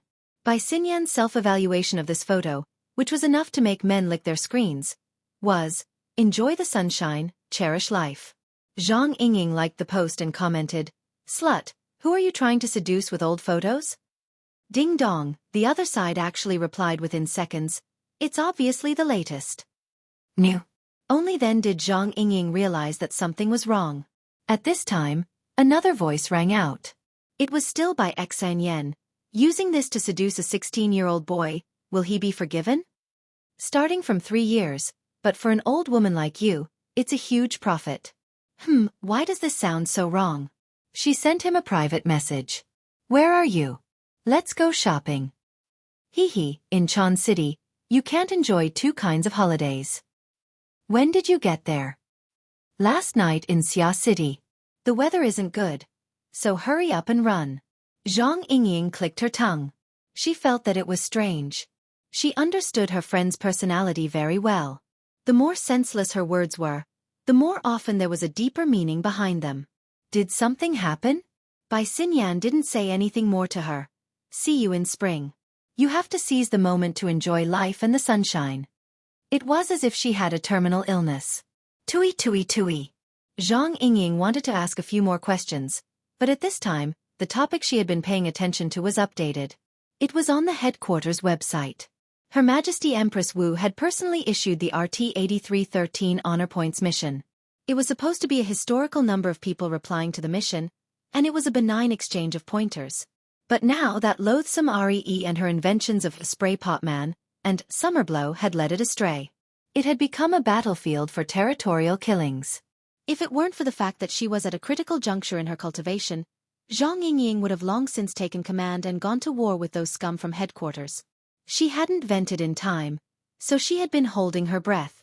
She maintained a high degree of attention and intense obsession with the situation over there. But what the hell was with this pushed news? Who gave this news to? Holy crap! Exploration News Agency, Xia City, December 9th. The Xia City Security Bureau has confirmed on the evening of the 8th that riots occurred in many areas of the city, resulting in many deaths. The Xia City Police Department has posted on their official social media accounts that the riots occurred around 2200 hours on the 8th. They involve a wide area, and the composition of the participants is complex. At present, 47 people have died in the riots.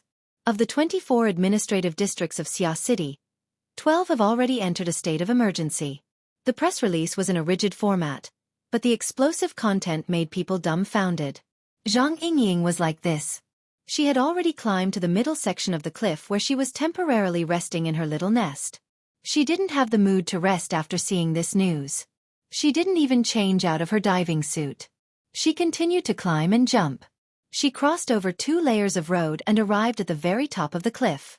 It was also the highest point of the surrounding coastline. She climbed high and looked into the distance. She saw small patrol boats shuttling back and forth in the distant sea. She could even faintly see the silhouette of large warships on the surface of the sea even further away. She looked inland. There were very few vehicles on the Huanhai Highway. There were only a few armored vehicles. Could it be that there was a coup? Zhang Yingying subconsciously opened the topic page and unmuted the many discussion groups. Sure enough, whether it was the headquarters intranet or the Xia City Psychic Wave Network, the atmosphere had already exploded. There were far too many and too messy messages. Just RT-8313 alone had several thousand replies in a single night. There were many new memes interspersed within them. At first glance, it seemed as if it had been abandoned by history. Zhang Yingying could only start from the last floor she paid attention to. She climbed up the floors one by one to revise. She also read the news to make up for her lessons. It didn't take long for her to find the most important floor amidst the flood of replies. It was probably due to the excitement that caused his hands to tremble and his tongue to tremble. The speaker left behind a paragraph of confusing logic and subtle meaning. I don't know if it's drooping or not. I only know that Grandma's dripping sword is too terrifying. Her terror in Xia City is multiplied by 2. Fortunately, this message was accompanied by a more realistic video. Combined with the content of the video, it should be nighttime in Xia City. A large number of police cars and related police personnel were parked at the intersection of the streets. They were densely packed, but what was even more eye-catching was a corpse being carried out from the crowd. The person who recorded the video should be an internal member of the police. They even had the opportunity to do a close-up of the corpse's face. At first, the camera didn't capture the main point. It wavered on the corpse's fine armor, body characteristics, and other aspects. But soon, the person who recorded the video focused on the corpse's head. The eyes, nose, and mouth were all dark with blood.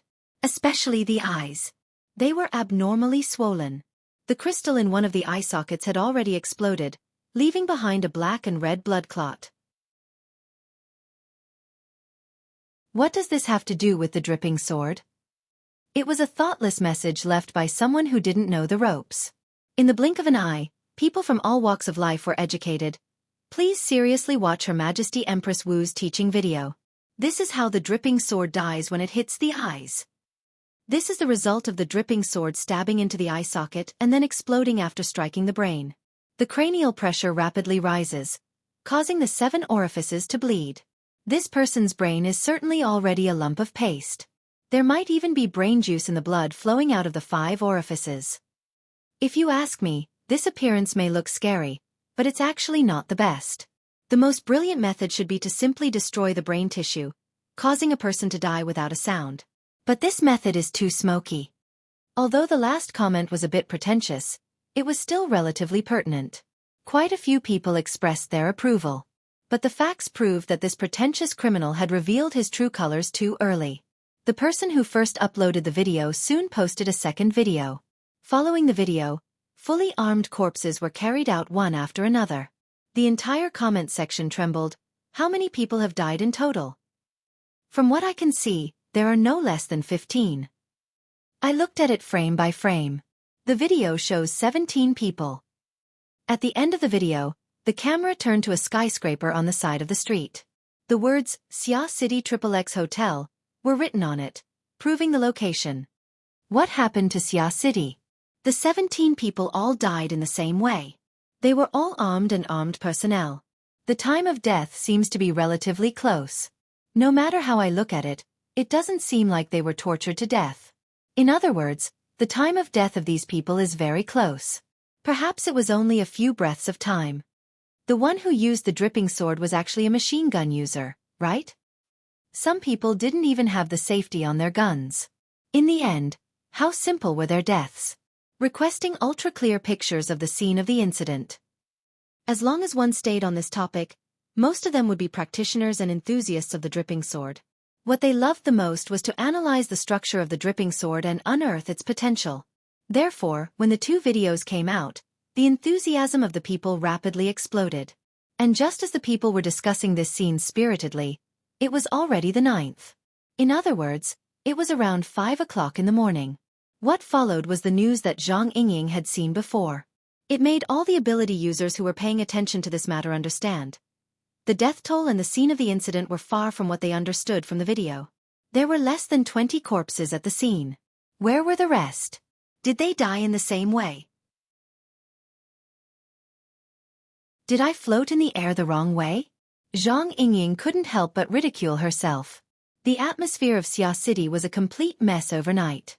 As for herself, she couldn't help but think of a certain spray pot man when she saw the dripping sword. But even if she thought about it with her toes, this sort of pure slaughter wasn't something a child would do. As for the machine gun-style killing technique, aside from Her Majesty the Empress Wu, she really hadn't seen anyone else perform a similar demonstration. Just as she was letting her imagination run wild, a new related push notification arrived. It was a link to a live broadcast. She subconsciously clicked on it and saw a capable and experienced woman give a thumbs up from behind the screen. Frontline dispatch.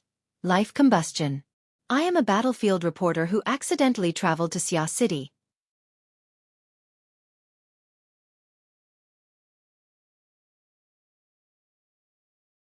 Chapter 507. Zhang Ji sounded like she could fight, but she was a rather famous female streamer. She boasted that she was a war reporter, so she shortened it to Zhang Ji. But because her appearance was even more outstanding, she received the beautiful name of Zhang Ji. Her hard power wasn't outstanding, but she was very sensitive to news. She was also super bold, often appearing on the front lines of conflicts in the inner world.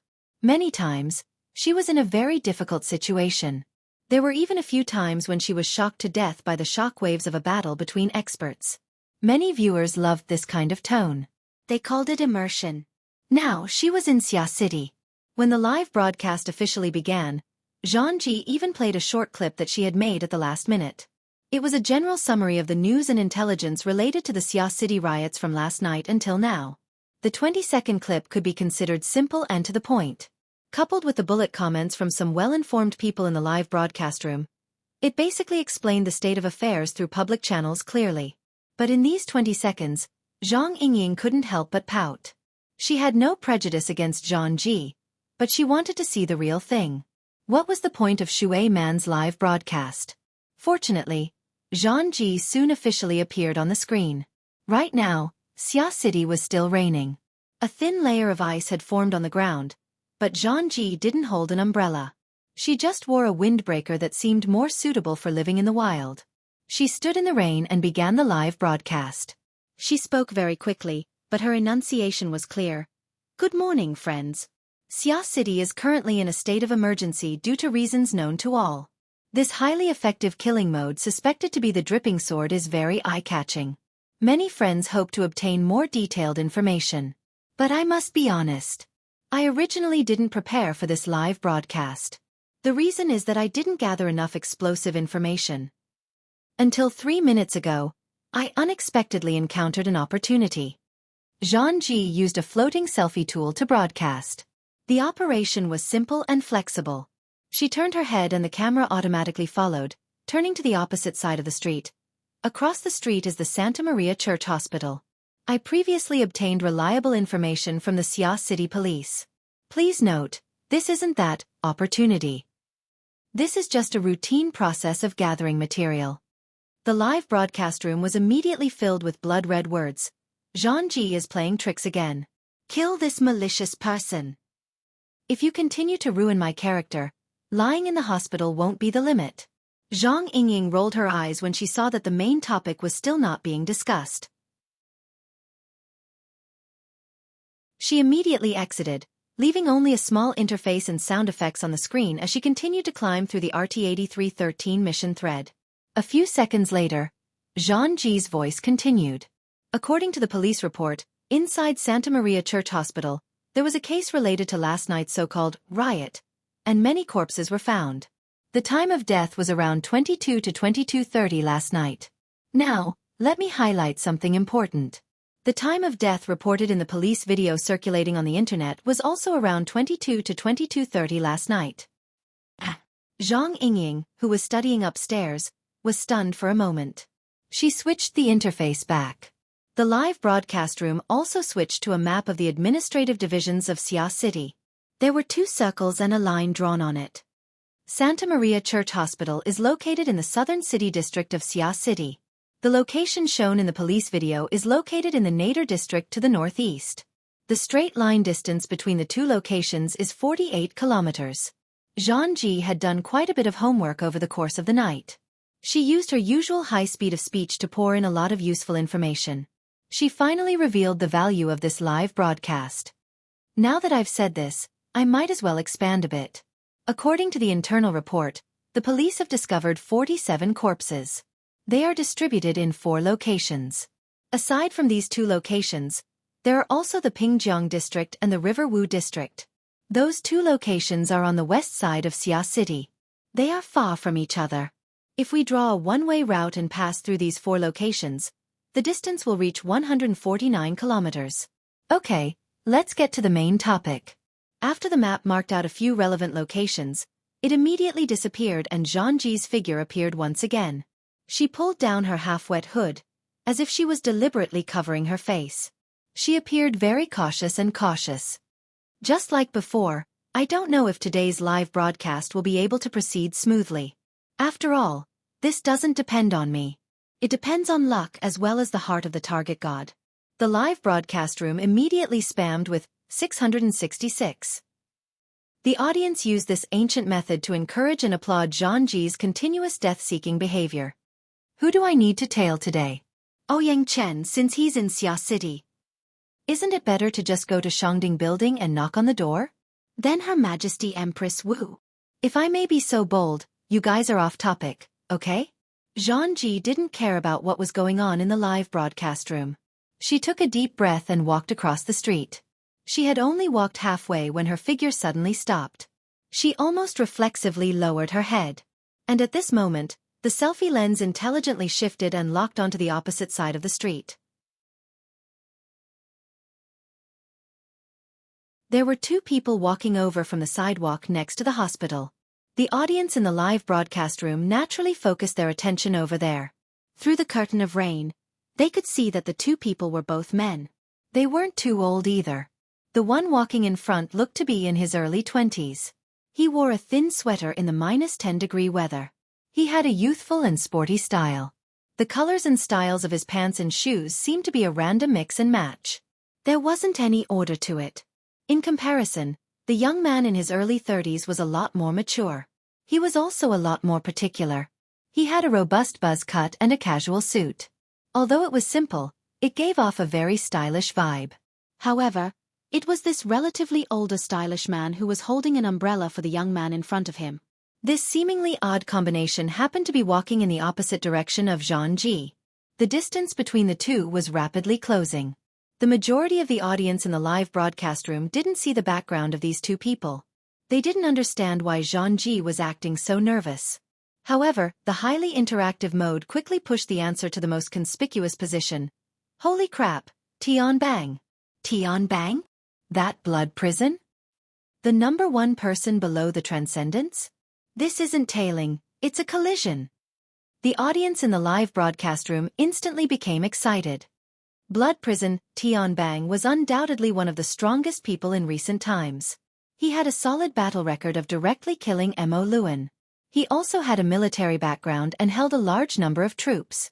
In terms of destructive power and influence, he was even more astonishing than some of the lone transcendents.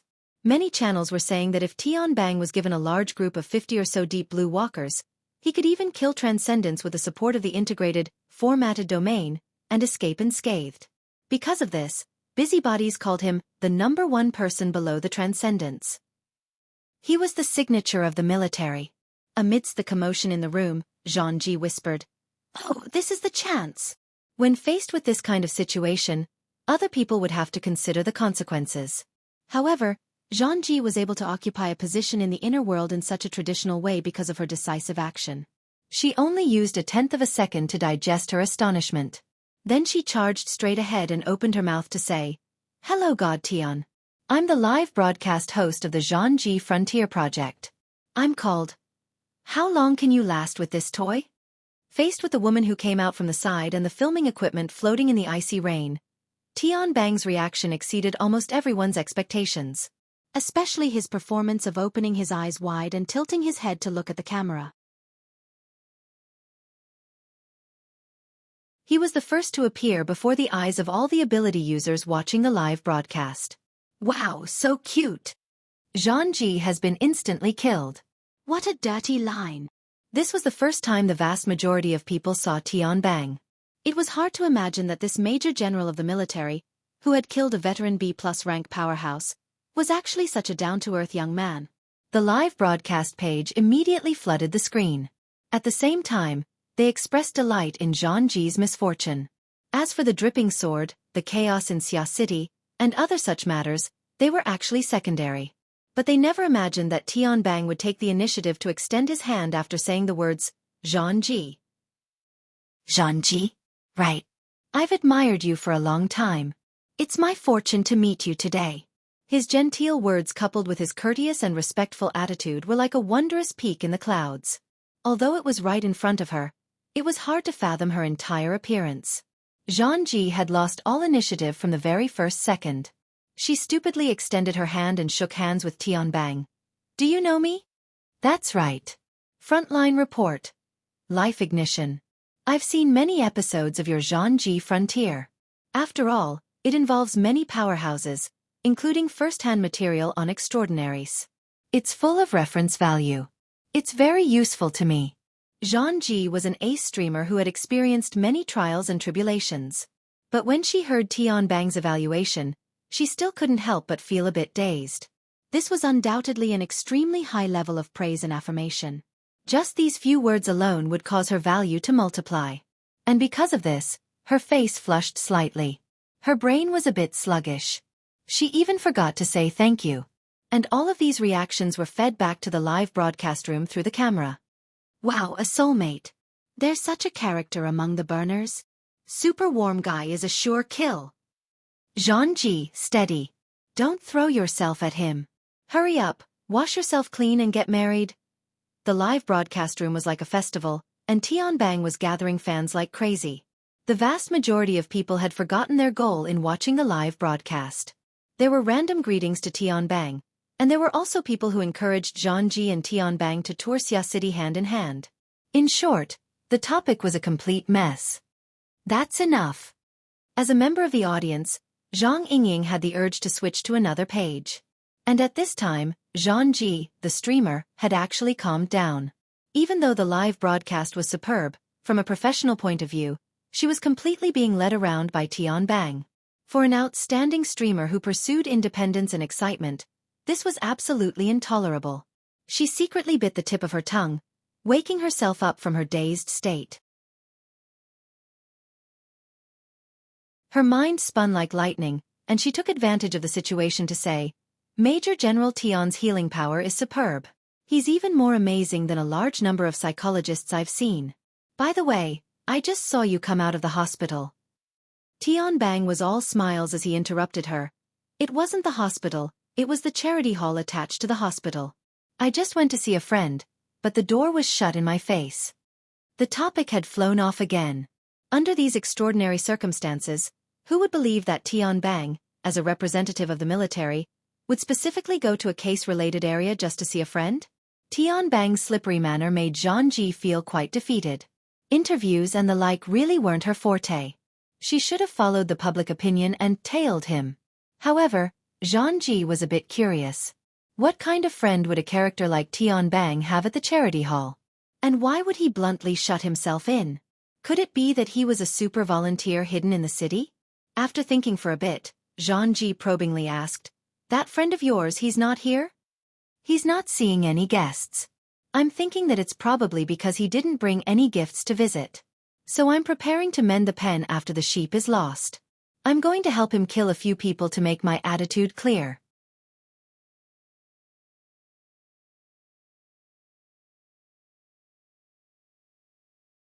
Chapter 508. Tian Bang didn't refuse Zhang Ji following him. He tacitly agreed to the live broadcast, but he didn't actually kill anyone. Instead, he swallowed the vicious words he was about to spit out without a change in expression. I was just joking. Don't take it seriously. My words sound like I'm destroying people. I'm destroying you first, okay? Zhang Ji ridiculed him in her mind. At this time, under the curtain of rain, Tian Bang was strolling along the sidewalk.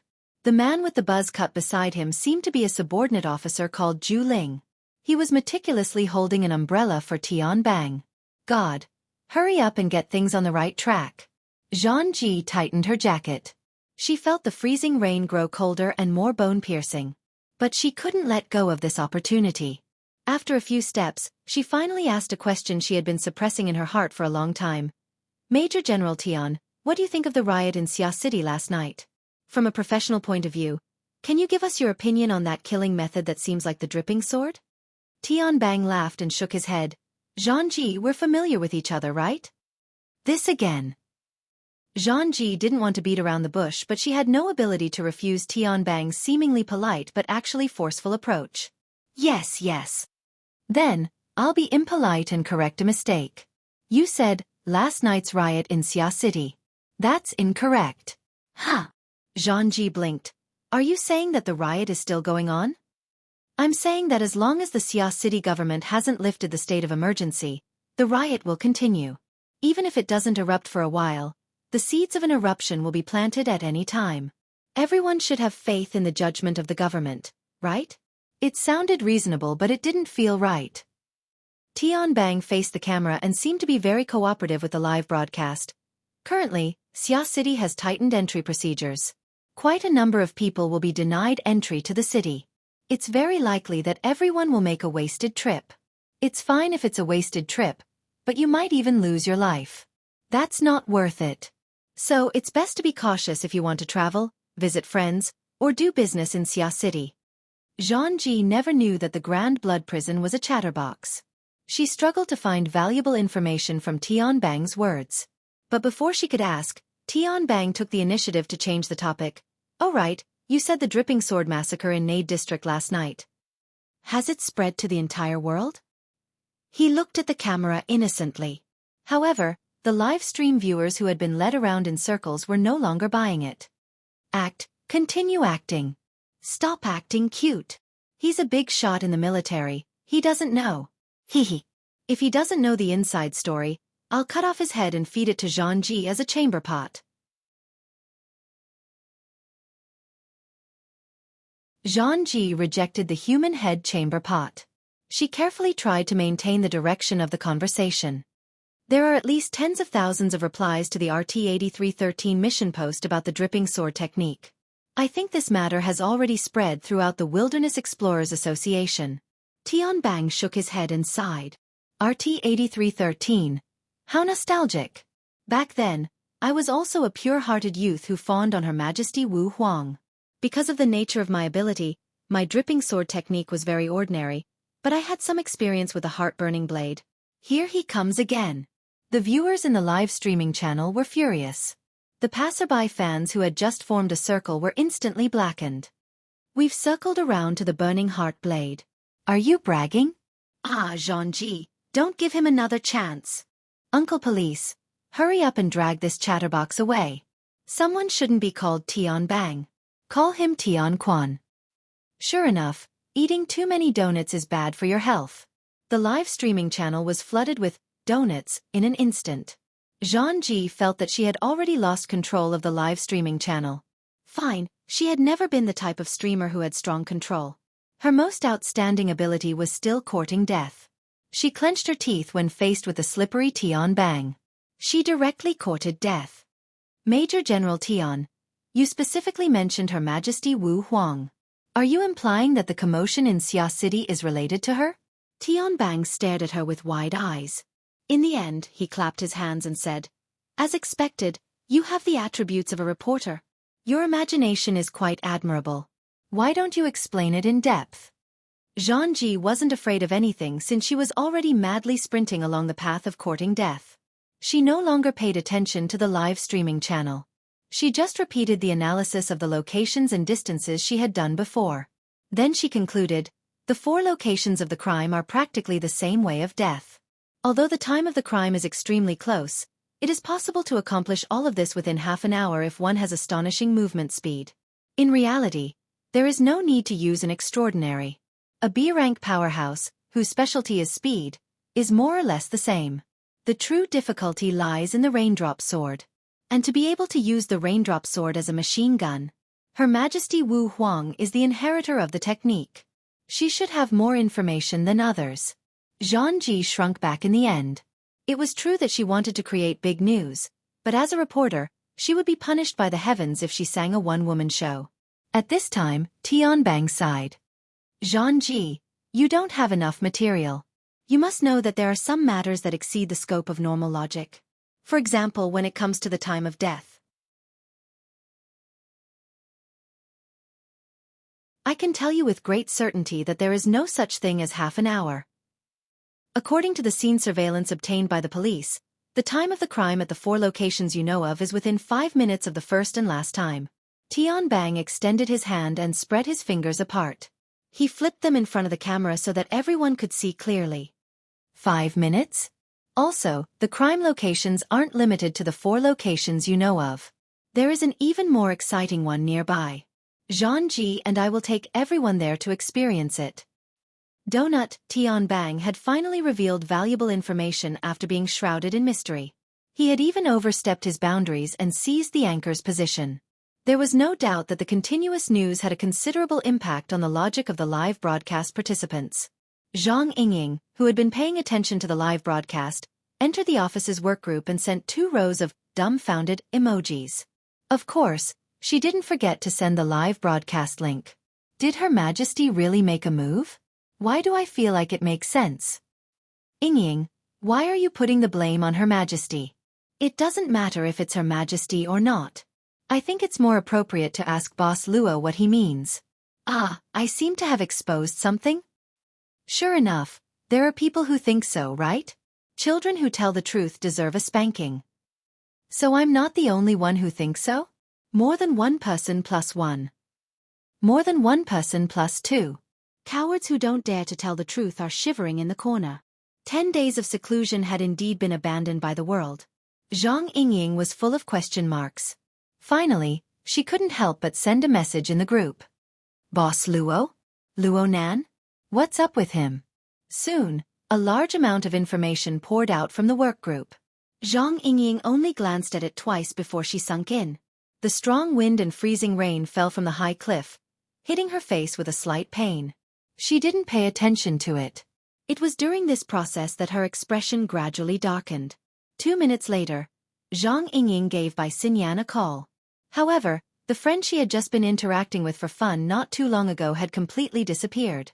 Some time later, Tianbang and Zhang crossed 2 street blocks and arrived at the rumored crime scene. This place had indeed been placed under layers of police surveillance. There were no other people in the enormous office building aside from police personnel. With Tianbang there, the group entered the office building without a hitch. However, Zhang still put on a serious expression for the sake of avoiding trouble. She did her best to match the military style of Tianbang and Bai Xinyan. Even though Tianbang himself didn't have such a temperament to speak of. The crime scene was located on the 75th floor of the office building. There were already police personnel standing guard on this floor when the 3 arrived, but there weren't many relevant technicians. The investigation work had yet to officially begin. Zhang had just stepped out of the elevator when she suddenly saw a corpse lying on its back in the corridor. The time of the crime at this scene? It's as you think. It's pretty much the same as other places. It's been almost 10 hours. Isn't the scene preserved a little too well? Because the police really did just get the news. Got the news? Tianbang faintly smiled. He led Zhang around the corpse and into the studio of the first crime scene. The room was a mess, but it basically maintained the same appearance as last night. It wasn't damaged. There were some splashes of blood on the floor and the workbench, but there were no other corpses. Since Tianbang was cooperating, Zhang didn't hold back. She quickly recorded the surrounding situation and even gave the corpse a close-up shot. The people in the live broadcast room were all ability users. They had a high tolerance for corpses, but they were a bit more curious. Who knows this person? Why did Tianbang come personally? Passerby. I've never seen him before. Xia City has come out to receive guests. Has anyone seen him before? Zhang, reach out and check the rigidity of the corpse and the livor mortis. This wasn't the first time Zhang had done something like this. She turned to look at Tianbang. Can I? If Tianbang agreed, she would make her move. However, Tianbang sent her a smile. There's no need to go through so much trouble. I still have basic information. He turned his head and the buzz-cut man Zhu Ling reported the relevant information. Ba Tuesday, head of Put Service Company's Xia City branch operation. Ability level C+. This person died at 22:13 on the evening of the 8th. From the information provided by Put Service, the company's partners, subordinate operation teams, and mercenaries also died and went missing at the same time. A total of 42 people. Zhang Ji was stunned when she heard this number. She immediately sucked in a breath of cold air. Have these people entered the official statistics? They haven't. But this place is very close to the Santa Maria Church Hospital. The people who died there are two different groups from Put Service Company. The people in the hospital are members of another company's operation team. In fact, the Santa Maria Church Hospital itself is indirectly controlled by that company to handle some special affairs. It's a pity that the core members were all wiped out last night. Tianbang waved his hand. The hospital probably can't continue operating now. There's still a lot to be done. The live broadcast finally entered a virtuous cycle with the continuous explosion of explosive news. 666666. I think I'm seeing the faces of Xia City's officials who have nothing left to live for. 47 plus 42 is equal to 99. One more and they'll be slaughtering 100 people. The first 10 died early. You'll help kill the other 10? Even so, it's still extremely fierce. Just which great god is it? Hurry up and retract your divine ability. At the end of the year 2096, a great demon has finally seized the position. Xia City can be said to be the #1 demon den. There's nothing wrong with a demon den. Demon your mother. Cave your sister. Xia Chui, open up. You blind bastard. Didn't you see Donut just say a bunch of operation teams and operation teams? Also, Put Service Company is a professional assassin and mercenary service. They have a bunch of F*King armed personnel. They clearly want to stir up trouble. In the blink of an eye, the live broadcast room turned into a killing field. After Zhang Ji recovered from her initial astonishment, she keenly grasped a few sensitive points. How can Batu's time of death be accurate down to the minute? It's not a problem to be accurate down to the second. There's surveillance. There was nothing wrong with Tianbang's answer. He even had Zhu Ling show it to Zhang Ji. Thus, Zhang Ji watched the entire process of Batu dodging, sucking back, struggling, and finally lying on his back like a corpse from the surveillance video. The surveillance video showed that it was indeed 22:13 last night. But where's the person who did it? There's only a portion of the surveillance video in the hallway. That person never walked out. This style of doing things was truly too hateful. Zhang Ji calmed herself down. Her gaze and the camera turned back to Batu's corpse. Whether it was her or some of the viewers in the live broadcast room, they all discovered one thing. Batu's death wasn't due to his eyeballs and brain exploding. This person's heart had collapsed. But for the 32 mercenaries downstairs and the surrounding streets, the cause of death is definitely the dripping sword. Zhang Ji was startled. That's 33. There's still 9? Nominally, they're missing. But, Tianbang extended his hand and circled around. They're all here. The DNA of 9 people was tested in the bloodstains in the room. Basically, it can be explained that their corpses didn't exist. All that's left is this. He bent down to pick up a twisted metal structure on the ground and casually tossed it. It was unknown who took the lead in the live broadcast room, but a series of dumbfounded emojis appeared. No other words were said. Zhang Ji asked, "What do you mean by no corpses exist? Is that they were swallowed by something? Oh, a mutant?" Tianbang gave her a thumbs up. "Your imagination is rich and reasonable. I actually hope that's the case. At least there will be less trouble. However, this twisted steel throat should have come from the metal hunting group's Gang Xiong.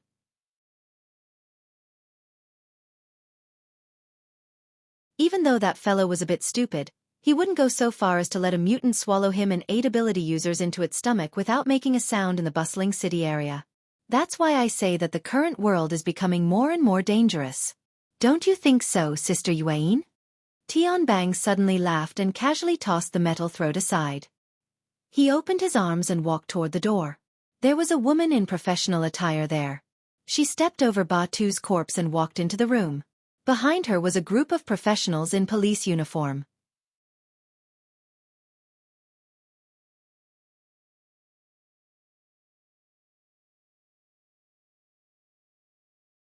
Chapter 509. Long time no see. Little sister Yuan. Come hug me. Hello. Did I call you little sister? There are so many people here. I'm too embarrassed to call you big sister. You're 15, I'm 20. You're 20, I'm 25. So what if I call you little sister? I called you big sister because I thought you were a bit pitiful when you first joined. Now that you've made a name for yourself, can't I set things right? Tianbang entered in to follow and strike up a conversation after the woman in business attire entered the room. He chattered incessantly as if he was afraid that others wouldn't know of their relationship. He didn't pay any attention to the other police personnel. His actions were effective. Zhang Ji's camera followed them from beginning to end. The live broadcast room soon focused on them and there were bullet comments. They look like childhood sweethearts. Full of adultery. Who is this? He Yuan from the Xia City branch. A retired burner from the military. She's currently the most powerful person under the Iron Triangle. That's right. It's her. She basically does routine work. And she's a fair, rich, and beautiful woman. You know about Kong Tianhe? She's the successor of a military aristocratic family. Officer she's high. Be careful, Boss Luo. What do you mean by that? The atmosphere in the live broadcast room was cheerful, but Tianbang was already chatting to death. He helplessly raised his hands in surrender when faced with He Yuan's piercingly cold gaze. Okay, let's talk business. You saw the situation. If you had obsessive-compulsive disorder, you wouldn't be happy seeing this scene. It's clearly the same group of people, but the result is 3 ways to die. Their entire body was smashed and swallowed. Destroying hearts and taking lives doesn't have any excess power. Only the vagrant mercenaries under them can enjoy the same treatment as those on the outside. How do I say this? I had a rough idea of the severity of the situation before arriving at the scene. But now I find out that I clearly underestimated it. That person has no concept of killing people, right? Maybe it's like playing a video game? So they'll continue to die. Right? He Yuan thought for a moment and finally responded, most likely they will if the matter isn't resolved. Tisk, you're so honest. It makes people despair. Just as he finished speaking, new information came in. He Yuan, Tianbang, and several other police officers received the relevant information one after another. Only Tianbang remembered that it was time for the live broadcast. He turned to look at the camera and read the information aloud. 4 people died at the Baibua Company's restaurant. An aircraft suddenly went out of control and crashed into the building at the entrance of the SCA branch office in Xia City.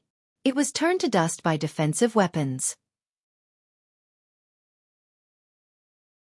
There were around 7 to 10 people inside. The death toll from the riots in Xia City has officially broken 100. 100 slaughter. Achieved. In essence, there was no difference between the deaths of 90 people and the deaths of 100 people. But in terms of statistics, 3-digit numbers were always more shocking than 2-digit numbers. This is a lawnmower. A large number of agree, approve, lawnmower +1 words of agreement immediately appeared in the live broadcast room. Finally, 100 floated across the sky as a conclusion to this matter. Compared to the death toll, Tianbang and He Yuan were more concerned about the 2 new locations. Tianbang scratched his head. It's Sunday today, and there's no overtime. I'm afraid these 2 groups of people were there to check out the situation and ended up like this. He already knows how to take precautions. Should I say that it's worth celebrating? This time, He Yuan did not reply. Previously, no matter how much Tianbang nagged, she would always meticulously walk to the scene. Now, she arrived before the metal component that Tianbang had casually tossed aside. She lowered her eyes and sized it up thoughtfully. Tianbang sighed. It's most likely Gang Xiong. The surveillance shows that he and the other metal hunting group members entered here last night and never left. Someone in the live broadcast room typed a question mark. Steel Bear? It's Gang Xiong, not Bear. Donut already said it before. I heard it too. I'm completely confused by Donut. He mentioned it before, but I didn't pay attention. F*CK. A B rank died without a sound. 666666. The screen of the live broadcast room was spammed without any technical content. It drowned out some valuable discussion and information, and the gaudy bullet screen made people feel irritated. Damn it! Zhang Yingying was already beyond furious after her repeated attempts to contact by Xinyan failed. Even if she did not personally confirm it, she was certain of the nature of this matter. Did White Salt have a screw loose? What was she thinking? She hatefully exited the live broadcast room. She wanted to just turn it off, but after a moment of hesitation, she decided to keep it.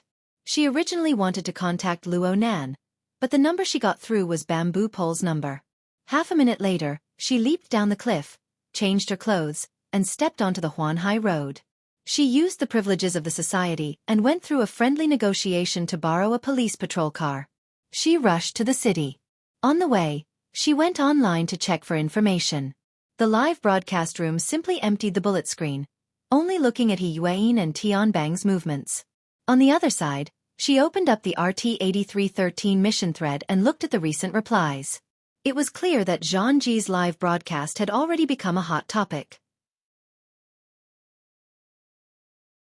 This place was also affected and was currently discussing the matter of Gang Xiong. But the traditional forum mechanism of posting and replying, as well as the group chat mode during discussions, could still carry a lot more information. Is Gang Xiong a member of the society? The metal hunting group is registered in the society, so he must be. Boss Jin Tong is probably going to explode from anger. Isn't Gang Xiong a B+? He's dead just like that? He's almost there.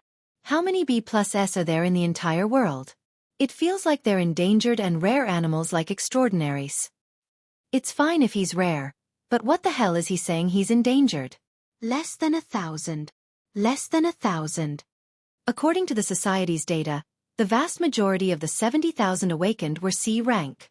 For example, in Xia City, there were only 14 registered architects out of the 1,000+ members. This number and ratio was second to none among the 88 branches under headquarters. Although headquarters had always been secretive about the number of ability users at B rank and above, the High Lord of the Eye of Secret Contract had made a famous judgment in the early years. Masters are less than 1,000, and extraordinaries are less than 100. Weeds, flowers, and trees are scattered and difficult to form a forest. Master was the internal name of the Eye of Secret Contract. It referred to architects and B-rank powerhouses. This sentence didn't take into account the last two paragraphs. It meant that the estimated number of ability users in the entire world didn't even reach 1,000, and the number of extraordinaries didn't even reach 100. As one of the three great secret orders of the world, the authority of the Eye of Secret Contract wasn't inferior to that of the Wilderness Explorer Society. And its High Lord was ranked among the top 5 extraordinaries in the world. He was the kind of person whose spit was like a nail. Later on, someone confirmed with the High Lord of Secret Contract that there was another explanation for this sentence. Architects and extraordinaries added together didn't exceed 1,000 in the entire world. And it had to be noted that this was an estimate that included the society, orders, individual investors, and even burners in the most extensive sense. Even if the society was a large organization with a lot of business, and all the heroes of the world came and monopolized half of it, there would still be no more than 500 people. At the very least, half of the B rank would be taken out. For a veteran powerhouse like Gang Xiong, it wouldn't be a problem for him to rank in the top 300 of the society. If he performed well, he could even rank in the top 200. If placed in the entire world, he would be at the level of the top 500. And then he died just like that? Recently, the society's B rank has fallen a bit quickly. Let's not talk about Gang Xiong. There's also Snake Tongue. Sigh. I remember that Snake Tongue died in Xia City, right? No one responded to this topic, probably because it was a bit sensitive. It was also because at this time, someone copied a copy of the surveillance video that Tianbang showed to Zhang Ji in the live broadcast room and forwarded it here. At the same time they asked, God, please analyze. How in the world did Gang Xiong die? The video feels too fast. Is it my imagination? Someone replied, it's not your imagination. Looking at the video, it's most likely that he died in front of the Putt Company's operations supervisor. The latter has a very clear expression of horror. He probably saw the way Gang Xiong died.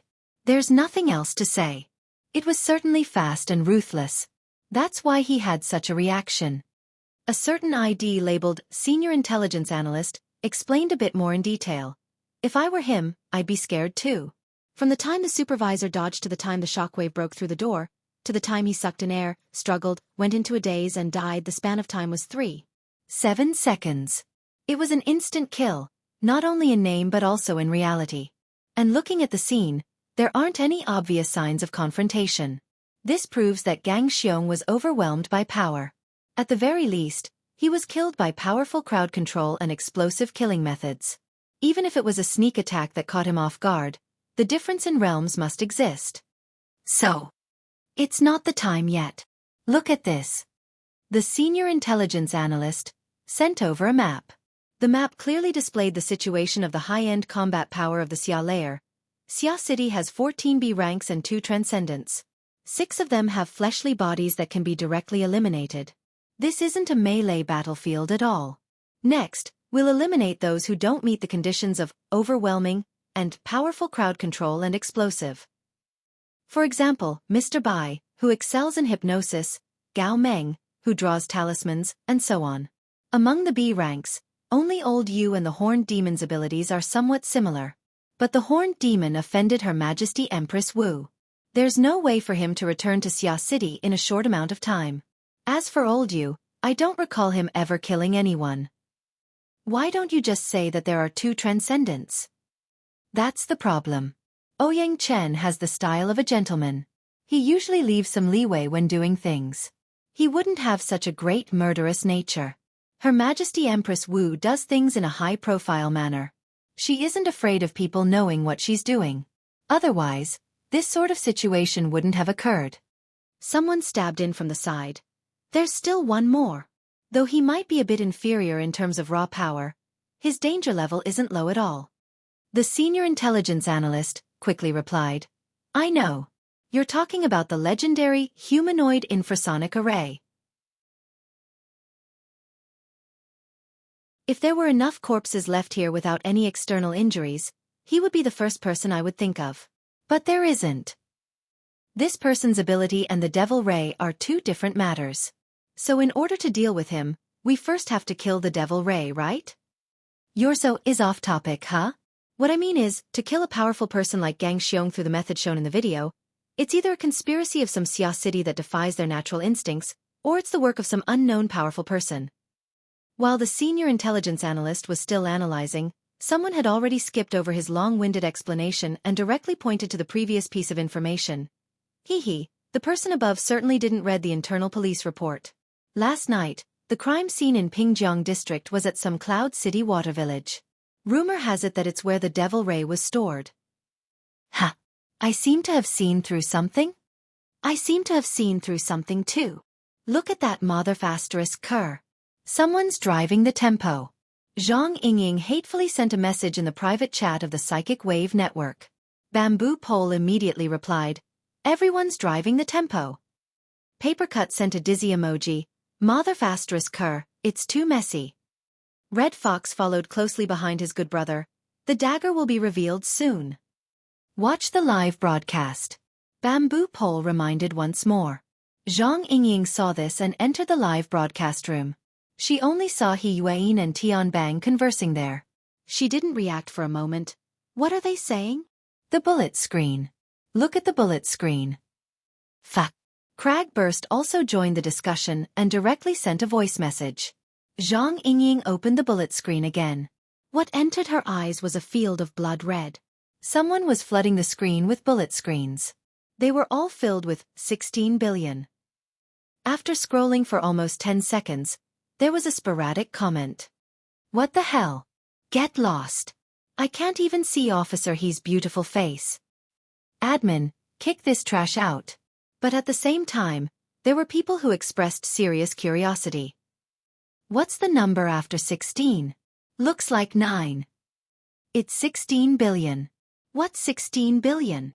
There's no problem with Kong Tianhe's assets being 16 billion. Is it Officer He's net worth? Marry me.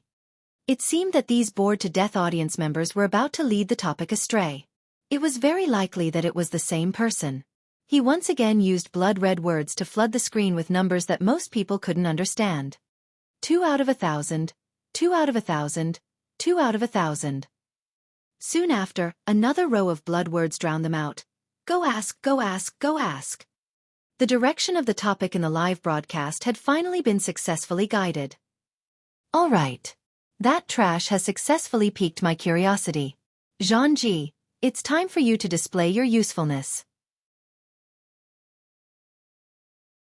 Someone sent a crying laugh emoji. Find your target. Officer, he doesn't look easy to talk to. But what if Tianbang is a smiling tiger?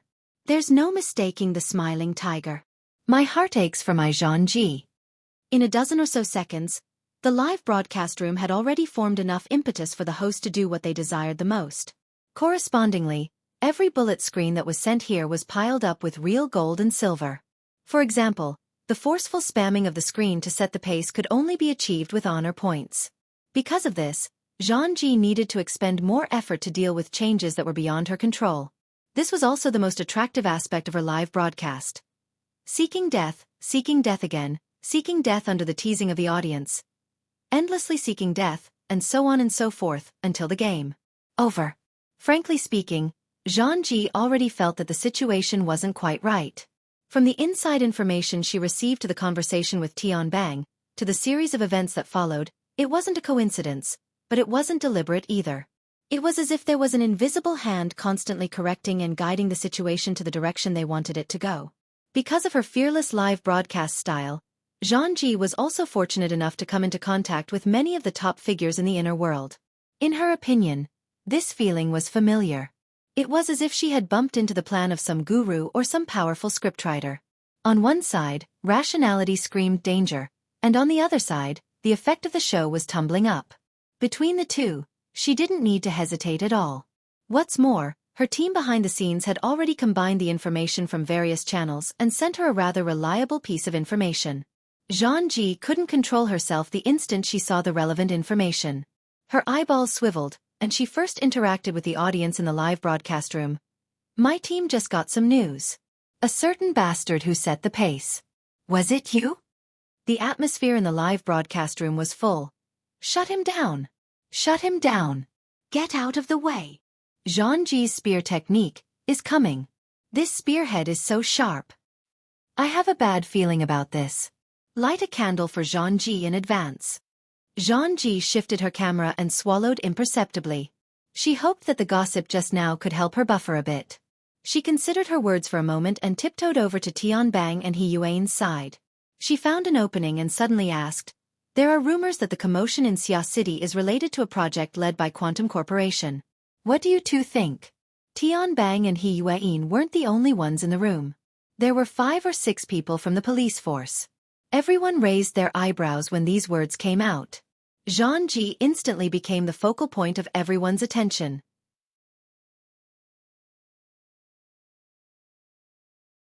Tianbang didn't make any more donuts, but he still maintained his true nature as a smiling tiger. He beamed and didn't say anything. He Yuan cast a cold and clear gaze over from the side. Zhangji adjusted the camera at the right time and gave her a close-up. Zhangji knew that if she were to say the following words, she would very likely offend He Yuan and even the Xia City branch. But in the end, her habitual impulse suppressed everything. It said that Quantum Corporation is offering a reward of 2,000 of the project's shares as a reward for the recovery of the lost experimental body. The value of the shares is as high as 16 billion, and there's a lot of room for growth in the future. And that experimental body is currently in the hands of the Xia City branch.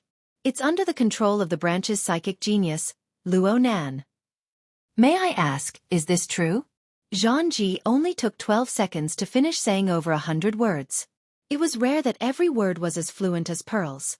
They were clear and legible, without any mistakes or omissions. He Yuan still didn't speak. Tianbang chuckled. Zhangji, you switched professions to news broadcasting? Zhangji was already in full battle mode. You said it's news. Does that mean this isn't a rumor? Only at this time did the vast majority of the audience come back to their senses from the barrage of words.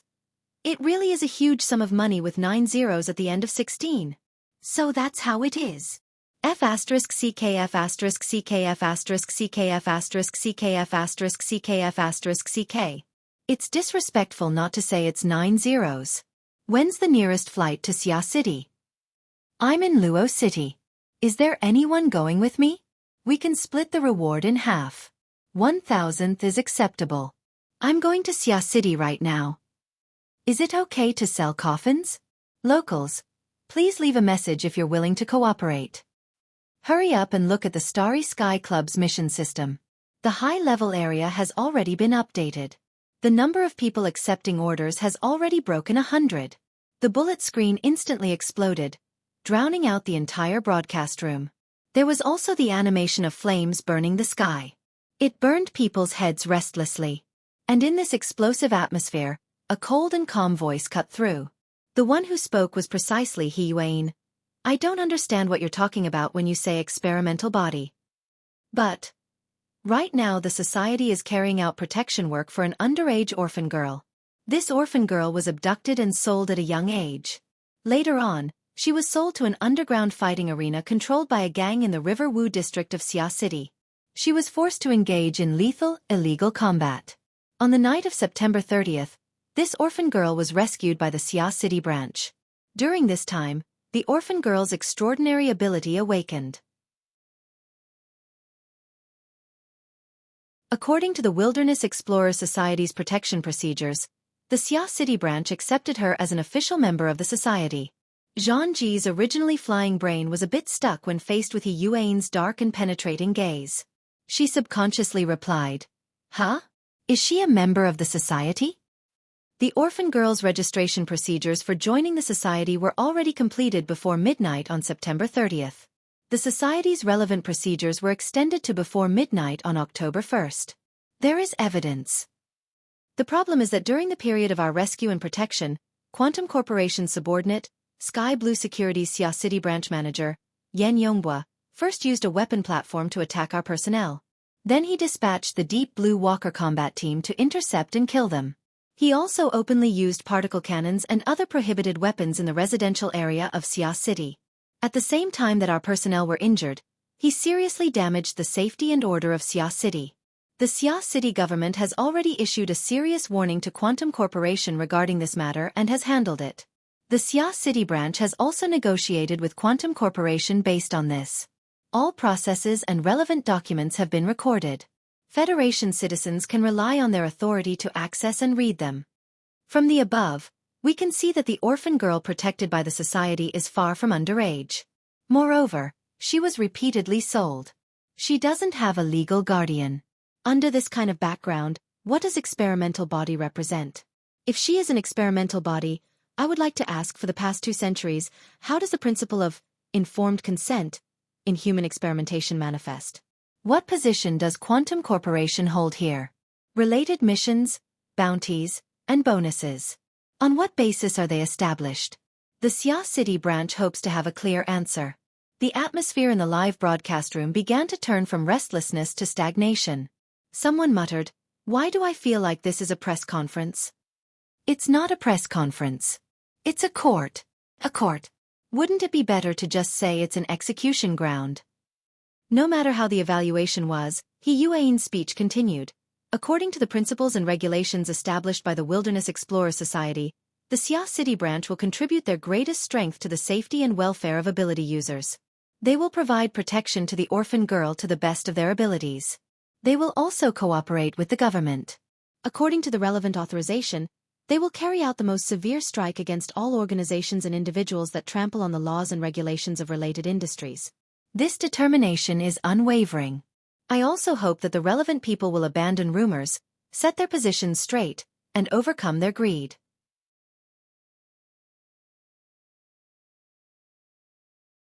Don't do stupid things that hurt your friends and please your enemies. Don't do stupid things that are like pulling grains out of the fire. Cough. Little Sister Yuan, if you keep talking, then this really will turn into a press conference. Please take care of Miss Zhang Ji's program. Tianbang chuckled as he interrupted He Yuan's speech. He came over and stole the camera. I want to say it. Little Sister Yuan has always done things in a thorough manner. You don't lack material evidence or witnesses. What? You're talking to yourself? You're making things up? You don't have witnesses? Didn't you hear it? You're not a witness? Hey, that police officer over there. I'm talking about you. The bald guy with the iron hoop under the hat. Stop staring at that piece of scrap metal. Come over here and be a witness, okay? You're tuning in to the Xiaofan's Wuxia Tales YouTube channel. Don't forget to subscribe and join us on this journey to catch the most captivating stories.